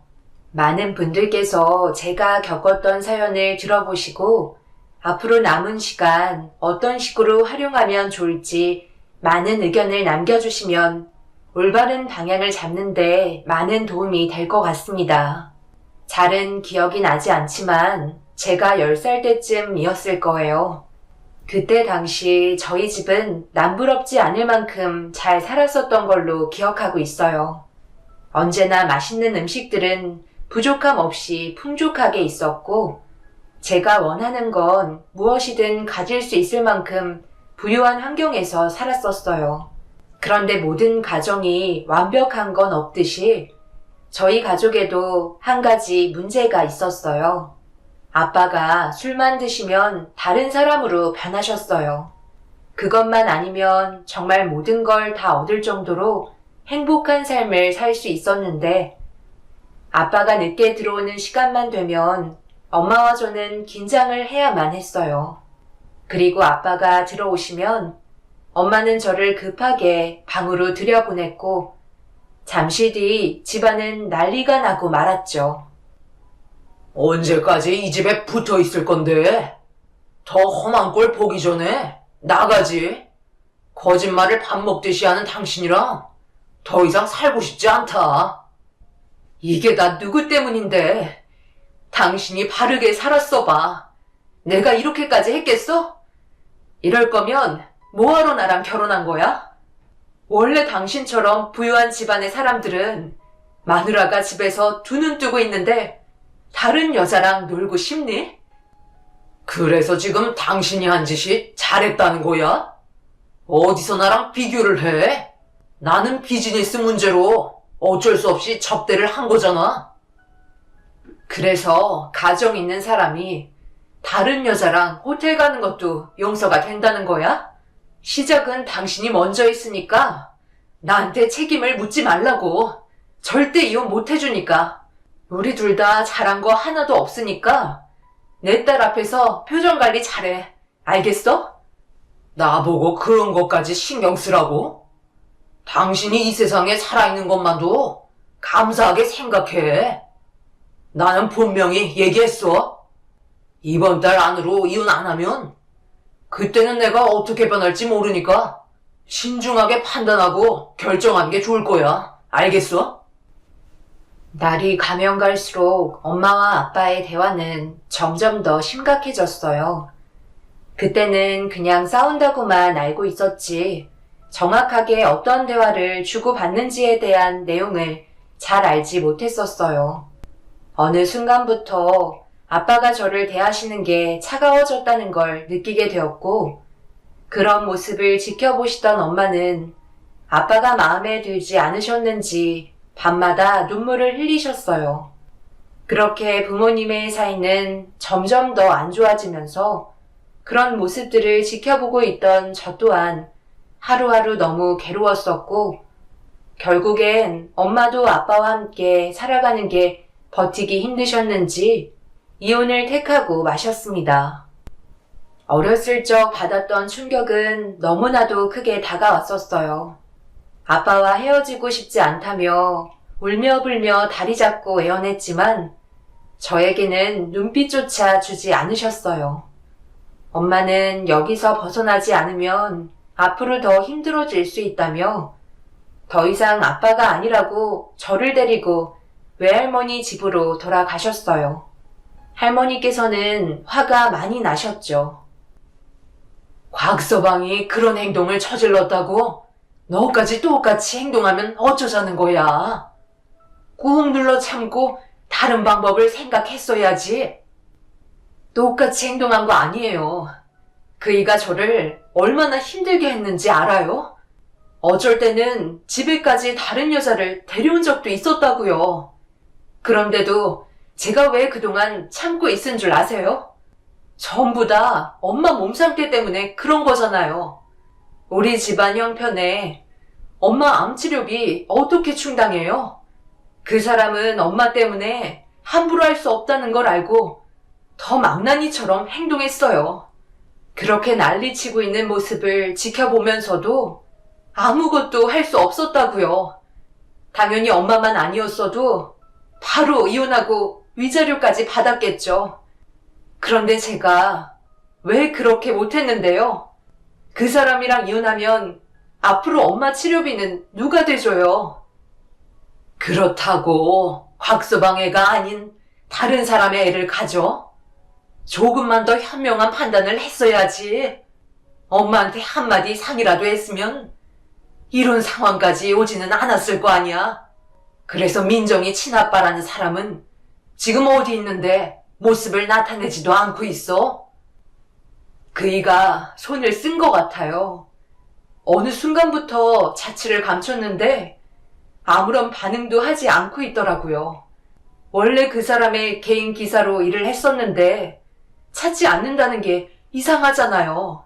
저한테 한마디 말도 없이 사라진 것도 그렇고 그 사람의 행방에 대해 알려주려 하지도 않아요. 그냥 입만 꼭 닫고 있었다고요. 제가 어쩌다가 그 사람에게 마음을 열었겠어요? 남편이라는 사람이 인간 이하의 행동을 하고 매일 제 눈에 눈물만 흘리게 했는데 어떻게 버틸 수 있었겠어요? 그런 힘든 상황 속에 그 사람이 저를 위로해 준 거라고요. 엄마는 절대 민정이한테 이 사실 얘기하지 마세요. 지금까지 자기 아빠라고 생각하며 살아왔던 그 사람이 아빠가 아니었다는 걸 알게 되면 그 충격은 너무 클 거라고요. 그러니 세상 떠나실 때까지 절대 입 밖으로 뱉지 마세요. 제가 방에서 자고 있는 줄 알고 외할머니와 엄마는 충격적인 대화를 주고받으셨어요. 그리고 모든 사실을 알게 된 저는 그날 이불을 덮고 하염없이 눈물을 흘렸습니다. 그제서야 아빠가 저에게 했던 행동들에 대해 전부 다 이해할 수 있었죠. 너무 어렸던 저는 너무 큰 충격에 빠져서 한동안 아무 말도 하지 않았어요. 엄마와 대화조차 하고 싶지 않아 무슨 말을 걸어도 대답을 하지 않았고, 제가 병이 걸렸다고 생각하셨는지 큰 병원을 데리고 다니며 검사를 받게 하셨네요. 하지만 병원에서 의사는 큰 문제가 없어 보인다며 난감해 하셨습니다. 그렇게 몇 번이나 병원을 다니면서 엄마는 어느 정도 눈치를 채셨는지 저에게 모든 사실을 알게 됐냐며 물어보는 질문에 그제서야 고개를 끄덕였고, 엄마는 제가 알게 됐다는 이유 때문에 그 자리에서 오열을 하셨습니다. 그날 이후 엄마는 친아빠를 찾아주겠다며 일과 가정까지 살피면서 힘든 시간들을 보내셨어요. 저도 어린 나이였지만 엄마가 힘들어하시는 모습을 지켜만 보지 않고 학교 공부가 끝이 나면 집으로 돌아와 밀린 집안일도 하면서 외할머니 병수발을 들었습니다. 한순간에 가난해진 삶으로 인해 많은 부분들이 어려웠지만 그래도 전보다는 행복했어요. 물질적으로는 채워줬을지 몰라도 가정 불화는 저에게 많은 스트레스를 줬었거든요. 하지만 엄마가 이혼을 하신 뒤로 더 이상 싸우는 모습을 안 봐도 돼서 심적으로 안정이 되어 있는 상태였어요. 엄마가 노력하면 언젠가는 친아빠가 돌아와 줄 거라 생각하며 그렇게 열심히 살았고, 세월이 지나면서 할머니의 몸 상태는 점점 더 악화가 되어 가시더니 결국엔 세상을 떠나시고 마셨어요. 그동안 할머니와 함께 보냈던 시간들 중에 좋은 기억들도 있었지만 몸이 아프셔서 슬픈 기억들도 함께 공존했었기 때문에 세상을 떠나신 뒤로 차라리 잘 됐다 싶었습니다. 그만큼 엄마의 고생을 덜 수 있었으니까요. 그렇게 저희는 서로가 똘똘 뭉쳤고 각자의 위치에서 최선을 다해 살아가다 보니 어느새 저는 성인이 되었고 엄마도 그만큼 연세가 드셔서 머리도 하얗게 변하셨네요. 민정아, 너도 이제 짝을 찾아야지. 언제까지 이렇게 엄마 옆에서 살 거니? 간다니까. 엄마는 무슨 말을 그렇게 하세요? 제가 옆에 있는데 요양원에는 왜 들어가요? 집에 혼자 계시는 게 많이 답답하신 거예요? 답답한 것보다 민정이 네가 고생하니까 그렇지. 앞도 안 보이는 엄마 수발 드느라 개인적인 시간도 가지지 못하잖아. 오토바이 사고만 아니었어도 이렇게까지 되지는 않았을 텐데 정말 미안하다. 이럴 때 너희 아빠라도 옆에 계셨다면 참 좋았을 텐데 얼굴 한번 보여주지 못한 게 내 평생 한이다. 그래도 엄마 세상 떠나기 전에 우리 민정이 아빠 한번 만나게 해주고 싶었는데. 괜찮아요. 저는 엄마만 있어도 행복해요. 그러니까 제가 예전부터 어디 계신지 알지도 못하는 아빠 그만 찾자고 했잖아요. 괜히 무리하셨다가 이 꼴이 뭐예요? 앞으로 저희끼리 행복하게 살면 되니까 이제 아빠 찾는 거에 그만 미련 버리세요. 엄마는 어딘가에 있을 아빠를 찾기 위해 그동안 정말 많은 노력을 했었어요. 하지만 좋은 결과보다 오히려 역효과만 일어났어요. 아빠 찾는 것도 힘든데 일까지 하시려다 보니 몸에 무리가 왔었는데 하필 오토바이가 오는 걸 확인하고 피하려는데 현기증이 오면서 피하지 못했고 그로 인해 엄마는 오토바이와 충돌 사고가 나고 말았습니다. 그리고 두 번 다시 앞을 볼 수 없는 장애를 입게 되는 불행이 오고 마셨습니다. 당연히 처음에는 저희 가족에게 많은 고통이 뒤따랐지만 시간이 약이라고 어느 정도의 기간이 지나다 보니 결국 현실을 받아들이고 살게 되더라고요. 그렇게 엄마가 앞을 볼 수 없이 살아온 세월이 10년이나 되었고 제 나이는 30살에 접어들었었죠. 그리고 저와 지속적으로 만남을 가지고 있던 한 사람이 있었어요. 저희 가족 사정도 전부 다 알고 있었고 결혼 얘기까지 나왔었지만 이런 가정 환경에 그 사람을 끌어들이고 싶지 않았습니다. 그리고 어느 부모가 장님인 엄마를 모시고 있는 집안을 좋아하시겠어요. 그래서 결혼하고 싶다는 말을 받아들일 수 없었네요. 저희 집안이 정상적이었다면 저도 사랑하는 사람과 행복한 가정을 꾸리고 싶었어요. 하지만 현실은 그렇지 못했기 때문에 계속해서 결혼하자는 설득에도 고개를 저었고 이 사실을 듣게 된 시모가 그 사람의 고민거리를 알게 된 이후 저를 만나길 원하셨네요. 대충 얘기는 들었어요. 어머니가 앞을 볼 수 없는 장님이라 어쩔 수 없이 돌봐야 하는 상황 때문에 결혼을 고민하고 있다면서요. 나도 승민이한테 대충 얘기 듣고 당연히 결혼에 대해 신중하게 생각해야 되는 거라고 뒤에서 계속 설득을 시켰지만 우리 아들이 그쪽을 워낙 사랑하고 있는지 결국 우울증에 시달리고 있는 것 같아 얼굴이라도 한번 보고 싶어 이렇게 부르게 됐네요.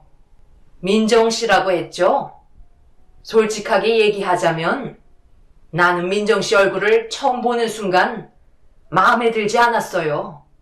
인생 다 산 것처럼 그늘진 얼굴을 보이고 있는데 누가 그런 모습을 보고도 며느리로 받아들이겠어요?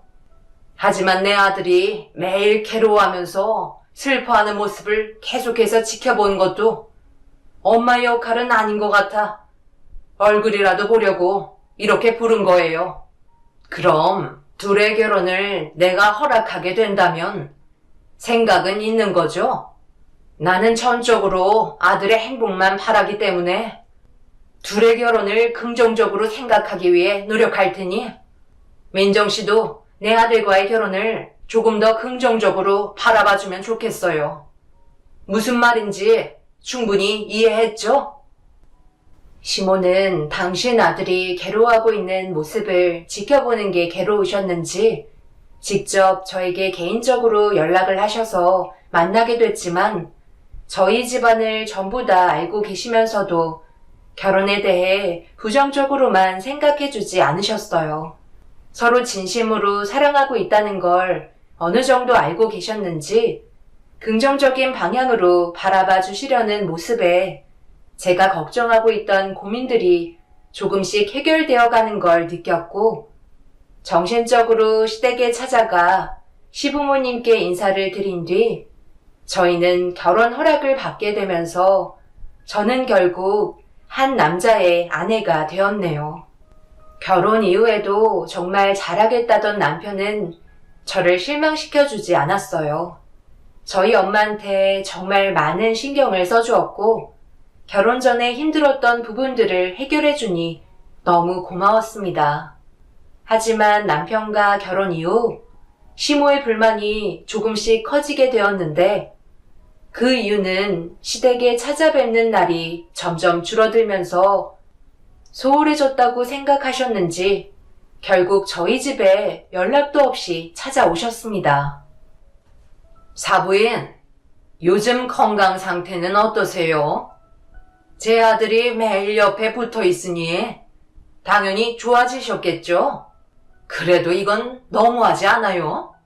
저도 제 아들 얼굴 보고 싶은데 이건 뭐 일주일에 한 번도 내려오지 않으니 얼마나 서운하겠어요? 이러려고 결혼 허락해 준 것도 아닌데 결혼한 지 몇 년 됐다고 벌써부터 소홀해지면 되겠어요? 이런 건 중간에서 사부인이 균형을 잘 잡아 주셨어야죠. 안 그래요? 제가 그런 것들까지 전부 신경 썼어야 했는데 정말 죄송합니다. 앞으로 이런 일 없도록 제 딸에게 주의를 줄 테니 너무 노여워 마세요. 얘 세아가, 내가 결혼 전에 얘기했었지. 사부인께서 앞이 안 보이셔서 따로 살림 차리기 어렵다고 했을 때 내 아들이 사부인 댁에 들어가는 거 고민 끝에 받아들였다. 그럼 너도 큰 결정한 시애미한테 서운한 마음은 들지 않게 해야 되는 거 아니니?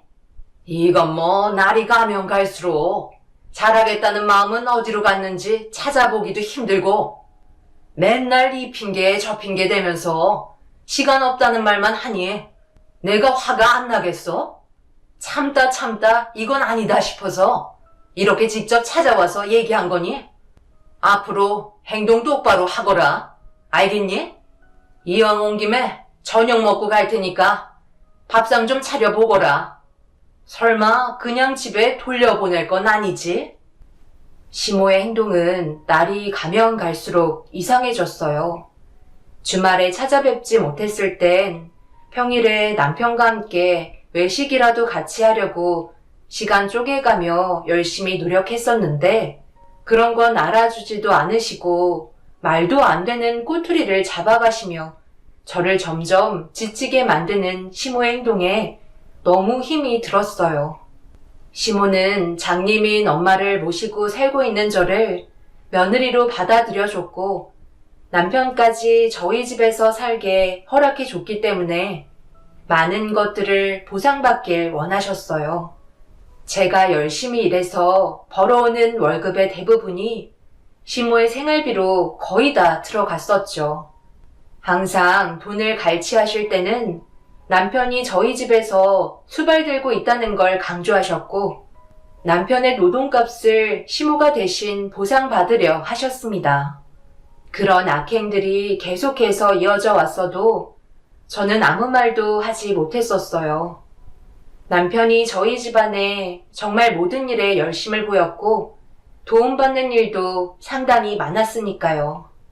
그래서 군말하지 않고 많은 부분들을 제 선에서 희생했습니다.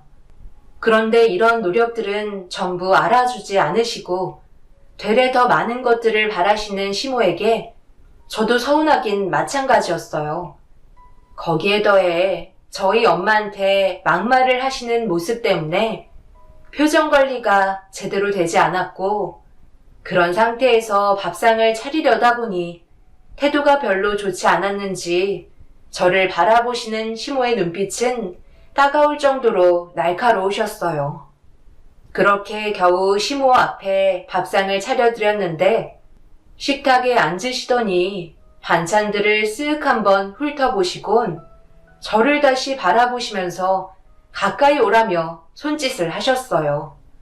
왜 가까이 오라시는지 이유도 알지 못한 채 시모 앞으로 다가갔는데 그 순간 제 머리에 별이 번쩍일 정도로 시모의 손으로 제 뺨을 올려 붙이셨고 너무 놀라 볼을 어루만지며 시모를 바라보고 있는데 어이없는 말을 뱉으셨네요. 너 나한테 상당히 불만이 많아 보인다. 시애미한테 밥 한 끼 차려주는 게 그렇게 불만이었니? 어디서 쌍스럽게 겉절이를 상 위에 올려? 시애미가 모든 걸 다 받아주고 가만히 있으니까 만만해 보였나 봐. 내가 저번에도 얘기하지 않았나? 나는 포기김치밖에 안 먹는다고 분명히 말을 했었을 텐데. 그런데 내 말을 무시하듯 겉절이를 상 위에 올려? 너 지금 이 태도 무슨 뜻이니? 나랑 한번 해보자는 거야? 딱 봐도 밥 한 끼 차려주는 것도 싫어서 억지로 준비하는 게 보이는데 내가 여기까지 와서 이런 대접 받아야 되겠어? 이러려고 내 아들을 너한테 장가 보냈는지 알아? 이딴 맛도 없는 겉절이는 너는 실컷 먹거라. 시모는 갑자기 제 머리채를 잡으시더니 겉절이가 담겨있는 그릇을 들어서 제 얼굴에 부은 뒤 사정없이 문대셨어요. 갑작스러운 시모의 돌발 행동에 매운 고춧가루가 전부 다 눈에 들어가게 되었고 너무 고통스러워 비명을 지르자 앞이 안 보이시는 엄마가 무슨 일이냐며 시모가 날로 더듬거리시며 가까이 오시더니 엄마가 시모의 손을 잡는 순간 더러운 손으로 어딜 만지냐며 엄마를 내동댕이 치셨습니다. 그런데 그 순간 말도 안 되는 충격적인 상황이 터지고 말았네요. 엄마가 중심을 잡지 못하시고 그대로 넘어지시면서 식탁 모서리에 머리를 부딪히시면서 정신을 잃으셨고 머리에선 혈흔이 흘러내리기 시작했어요. 너무 큰 충격을 받은 상태라 아무것도 하지 못한 채 주저앉아 버렸는데 때마침 남편이 퇴근하고 집으로 들어왔고 눈앞에 펼쳐진 광경을 보고 빠른 상황 판단으로 급하게 구조대에게 도움을 요청했어요. 그렇게 엄마는 응급실로 향하게 되었고 다행히도 머리에 상처가 깊지 않아서 치료를 받아야 했지만 큰 문제는 없이 고비는 넘길 수 있었네요. 그렇게 병실에서 치료를 받으며 안정을 취하시는 동안 많은 생각을 하셨는지 제 손을 잡으시며 입을 여셨어요. 언제까지 이렇게 무시당하면서 살 거야? 엄마가 앞이 안 보이는 거지? 귀는 열려 있다. 나는 민정이 네가 정상적인 결혼 생활을 했으면 좋겠어. 그러니 이제 그만 고집 부리고 엄마를 그만 놓아줬으면 한다. 치료가 끝나는 대로 요양원에 들어갈 테니 더 이상 말리지 마라. 이렇게 해야 서로가 편한 거야. 지금 봐봐라. 왜 이렇게 됐는지 잘 생각해 보라고. 엄마 하나 돌보겠다고 너희들 개인 시간도 없고 사부인 눈치 보면서 생활해야 하는데 당연히 스트레스 안 받겠니? 엄마가 요양원에 들어가야지만 모든 상황이 정리가 될 거다. 그러니 엄마 말 듣고 더 이상 고집 부리지 않았으면 좋겠어. 엄마는 이 모든 상황들이 전부 다 당신 탓이라며 요양원에 들어가길 원하셨어요. 하지만 저는 엄마의 말을 들어드릴 수가 없었어요. 제가 두 눈 뜨고 살아있는데 엄마를 요양원에 모실 이유가 전혀 없다고 생각했었거든요. 하지만 경찰서에서 상황을 정리하고 병실로 들어온 남편은 표정이 좋지 않았고 이런 생활은 모두에게 불행이라며 저희 엄마를 요양원에서 보살펴 드리는 게 모두에게 득이 되는 결정이라고 많이 지친 모습을 보여주고 있었네요. 저도 그렇고 남편도 한계에 도달했다는 걸 받아들여야만 하는 순간이었죠. 제가 엄마를 요양원에 모시지 않는다면 남편도 더 이상 저와 함께 살아갈 수 없을 것 같다고 지금의 상황을 힘들어했어요. 결국 저는 엄마를 요양원에 모시기로 결정을 하게 되었고 그렇게 하나하나 제자리를 잡아가는 듯 싶었어요. 시모도 자신의 잘못 저희 가족에게 용서를 구하시면서 상황을 좋게 마무리 지었지만 시모와 저와의 관계를 회복하는 데는 상당히 오랜 시간이 필요했어요. 제가 받은 상처가 너무 컸기 때문에 시댁에 가는 걸 꺼려하게 되었습니다. 시모도 처음에는 어느 정도 지금의 상황을 받아들였지만 시간이 지나면 지날수록 점점 불만이 쏟아져 나왔고 시모는 다시 예전의 성격을 보이셨어요. 사람은 고쳐 쓰는 게 아니라더니 결국 화가 잔뜩 나신 상태로 저를 시댁에 부르셨어요. 네가 움직여야 내 아들도 우리 집에 마음 편히 올 거 아니야? 언제까지 이런 식으로 살 건데? 미안하다고 했잖아. 그럼 된 거 아니니? 제가 감정이 없는 것도 아니고 어머님께서 저희 집에 찾아오셨을 때 그 난리 치셔놓고 미안하다는 말 한마디면 제가 용서를 해드려야 되는 거예요? 그이가 하도 부탁해서 법적인 절차 안 밟은 것만도 감사하게 생각하세요.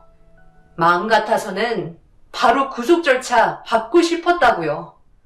그이가 한 번만 용서해달라고 저한테 무릎까지 꿇어서 봐드린 거예요. 아시겠어요? 시모는 제가 입을 여는 순간 머리채를 잡으셨고 당장 이혼하라며 난리를 치셨어요. 그렇게 한바탕 집안이 난리가 난 상황 속에 갑자기 초인종 소리가 들리자 제 머리채를 잡았던 손을 놓으시더니 거친 숨을 내쉬면서 인터폰 앞으로 다가가셨어요. 그리고 누구냐고 물어본 순간 제 귀를 의심할 만한 한마디가 들려왔습니다. 저도 놀란 상황이었고 시모의 얼굴 표정도 굳어지기 시작하셨어요. 인터폰에서는 다시 한번 반복적인 말소리가 들려왔고 시모는 당황한 듯 문을 열어주셨네요. 그렇게 생전 처음 본 사람이 어느 한 사람의 도움을 받아 시집 문턱을 밟는 순간 저는 35년 만에 처음으로 아빠의 얼굴을 보게 되었습니다. 인터폰에서 시모가 누구냐고 물어보는 질문에 민정이 아빠라며 문을 열어달라고 했었는데 문제는 35년 만에 보게 된 아빠의 모습이 남들과는 달랐어요. 그리고 그 모습을 보게 된 시모는 아빠 앞으로 다가가시더니 한마디 하셨습니다. 예, 너희 집안은 쌍으로 나를 놀래키니? 지금까지 나를 속인 거야? 아빠가 없다고 하지 않았어? 그런데 내 앞에 서 있는 이 사람은 누구야? 사부인과 똑같이 장님이잖아. 앞도 안 보이는 사람이 정말 너희 아빠 맞는 거니? 저도 잘 모르겠어요. 아빠의 모습은 한 번도 본 적이 없었거든요. 그런데 여기는 어떻게 알고 오신 거죠? 어떻게 왔겠어? 당연히 너희 엄마가 여기 주소를 알려줘서 온 거지. 여기 오기 전에 엄마한테 통화했었잖아. 그 옆에 내가 있었다. 갑자기 내가 나타나서 많이 놀랐지. 나도 그렇고 너희 엄마도 어느 정도 상황 파악을 해야 돼서 시간이 좀 걸렸단다. 아빠가 너무 늦게 나타나서 미안하다. 하루빨리 너 앞에 나타났어야 했는데 보다시피 내 모습이 이래서 너에게 짐이 될까봐 찾을 생각조차 할 수 없었다. 그런데 얼마 전에 요양원에서 너희 엄마 이름을 듣게 되면서 혹시나 하는 마음에 몇 가지 질문을 했는데 내가 진심으로 사랑했었던 너희 엄마라는 걸 알 수 있었단다. 그래서 그동안 내가 너희 엄마 앞에 나타날 수 없었던 상황을 전부 다 설명했지. 그리고 지금 민정이 네가 얼마나 힘든 상태인지도 들을 수 있었다. 아빠가 왜 이렇게 됐는지 그건 나중에 설명해 줄 테니 일단 여기에서 나가자. 더 이상 여기에 있지 마라. 아빠가 뒤에서 너를 지켜주마. 이제 그 누구도 민정이 너를 무시하는 사람은 없을 거다. 박 기사, 민정이한테 준비된 서류 좀 건네주게. 갑자기 제 눈앞에 펼쳐진 충격적인 광경 때문에 아빠라는 분을 멍하니 바라보고 있는데 아빠 옆에 있던 박 기사라는 분께서 저에게 서류 봉투 하나를 건네주었고 안에 있던 내용물을 확인한 순간 제 두 눈을 의심할 정도로 충격적인 모습이 담겨 있는 사진들을 확인할 수 있었습니다. 너무나도 큰 충격이라 제 손에 들고 있던 걸 전부 다 떨어뜨리게 되었고, 시모도 사진을 확인한 순간 너무 놀랐는지 비명을 지르셨네요. 사진 속에는 남편이 다른 여자와 바람 피우고 있는 장면들이 전부 다 찍혀 있었어요. 그런데 남편 옆에 사람이 있었습니다. 바로 시모가 옆에서 남편과 한 여자를 바라보며 웃고 계신 모습이었죠. 너무 큰 충격을 받은 나머지 어떻게 된 거냐고 물어보았지만 시모는 아무 말도 하지 않았어요. 그리고 아빠가 어떤 상황인지 대신 알려주셨죠. 시모는 남편을 깨워 다른 여자를 계속 옆에 붙여주었고, 남편은 사진 속 여자가 마음에 들었는지 결국 저를 버리고 그 여자를 택하게 되었습니다. 아빠는 시댁 식구들의 모든 악행이 확인됐으니 법적으로 처리해 주겠다며 함께 돌아가자고 저에게 손을 내밀어 주셨어요. 앞으로 남은 인생 행복하게 해주겠다는 아빠의 말에 그동안 너무 힘이 들었던 세월들이 떠올라 그 자리에서 오열을 하고 말았습니다. 그렇게 남편과 시모를 상대로 아빠는 법적인 절차에 들어갔고 남편과는 이혼을 하게 되었네요. 왜 이런 짓을 일렀냐고 물어보니 저와 함께 하는 게 지긋지긋해서 지쳤다는 말 외엔 아무 말도 하지 않았습니다. 저도 더 들어봤자 제 마음만 아플 것 같아 더 이상 물어보지 않고 등을 돌렸어요.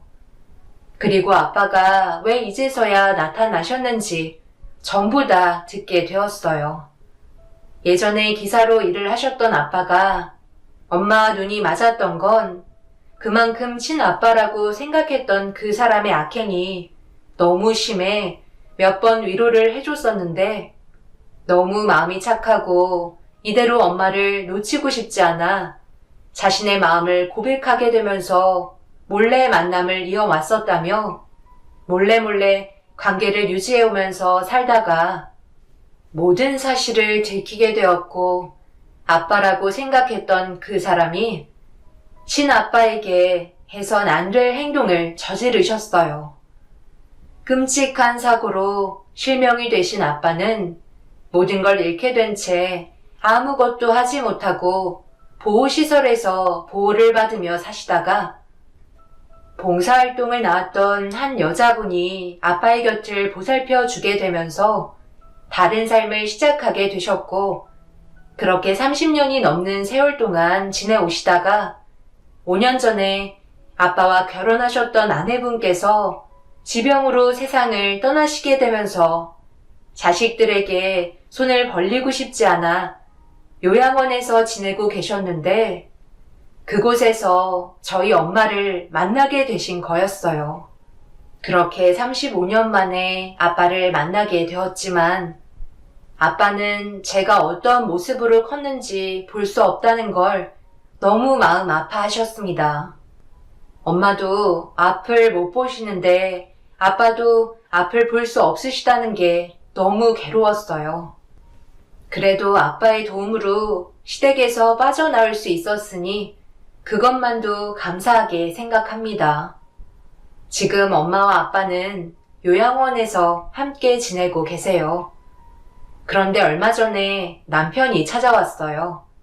자기의 몸 상태에 문제가 생겼는지 시모가 소개해준 여자가 도망쳤다고 하네요.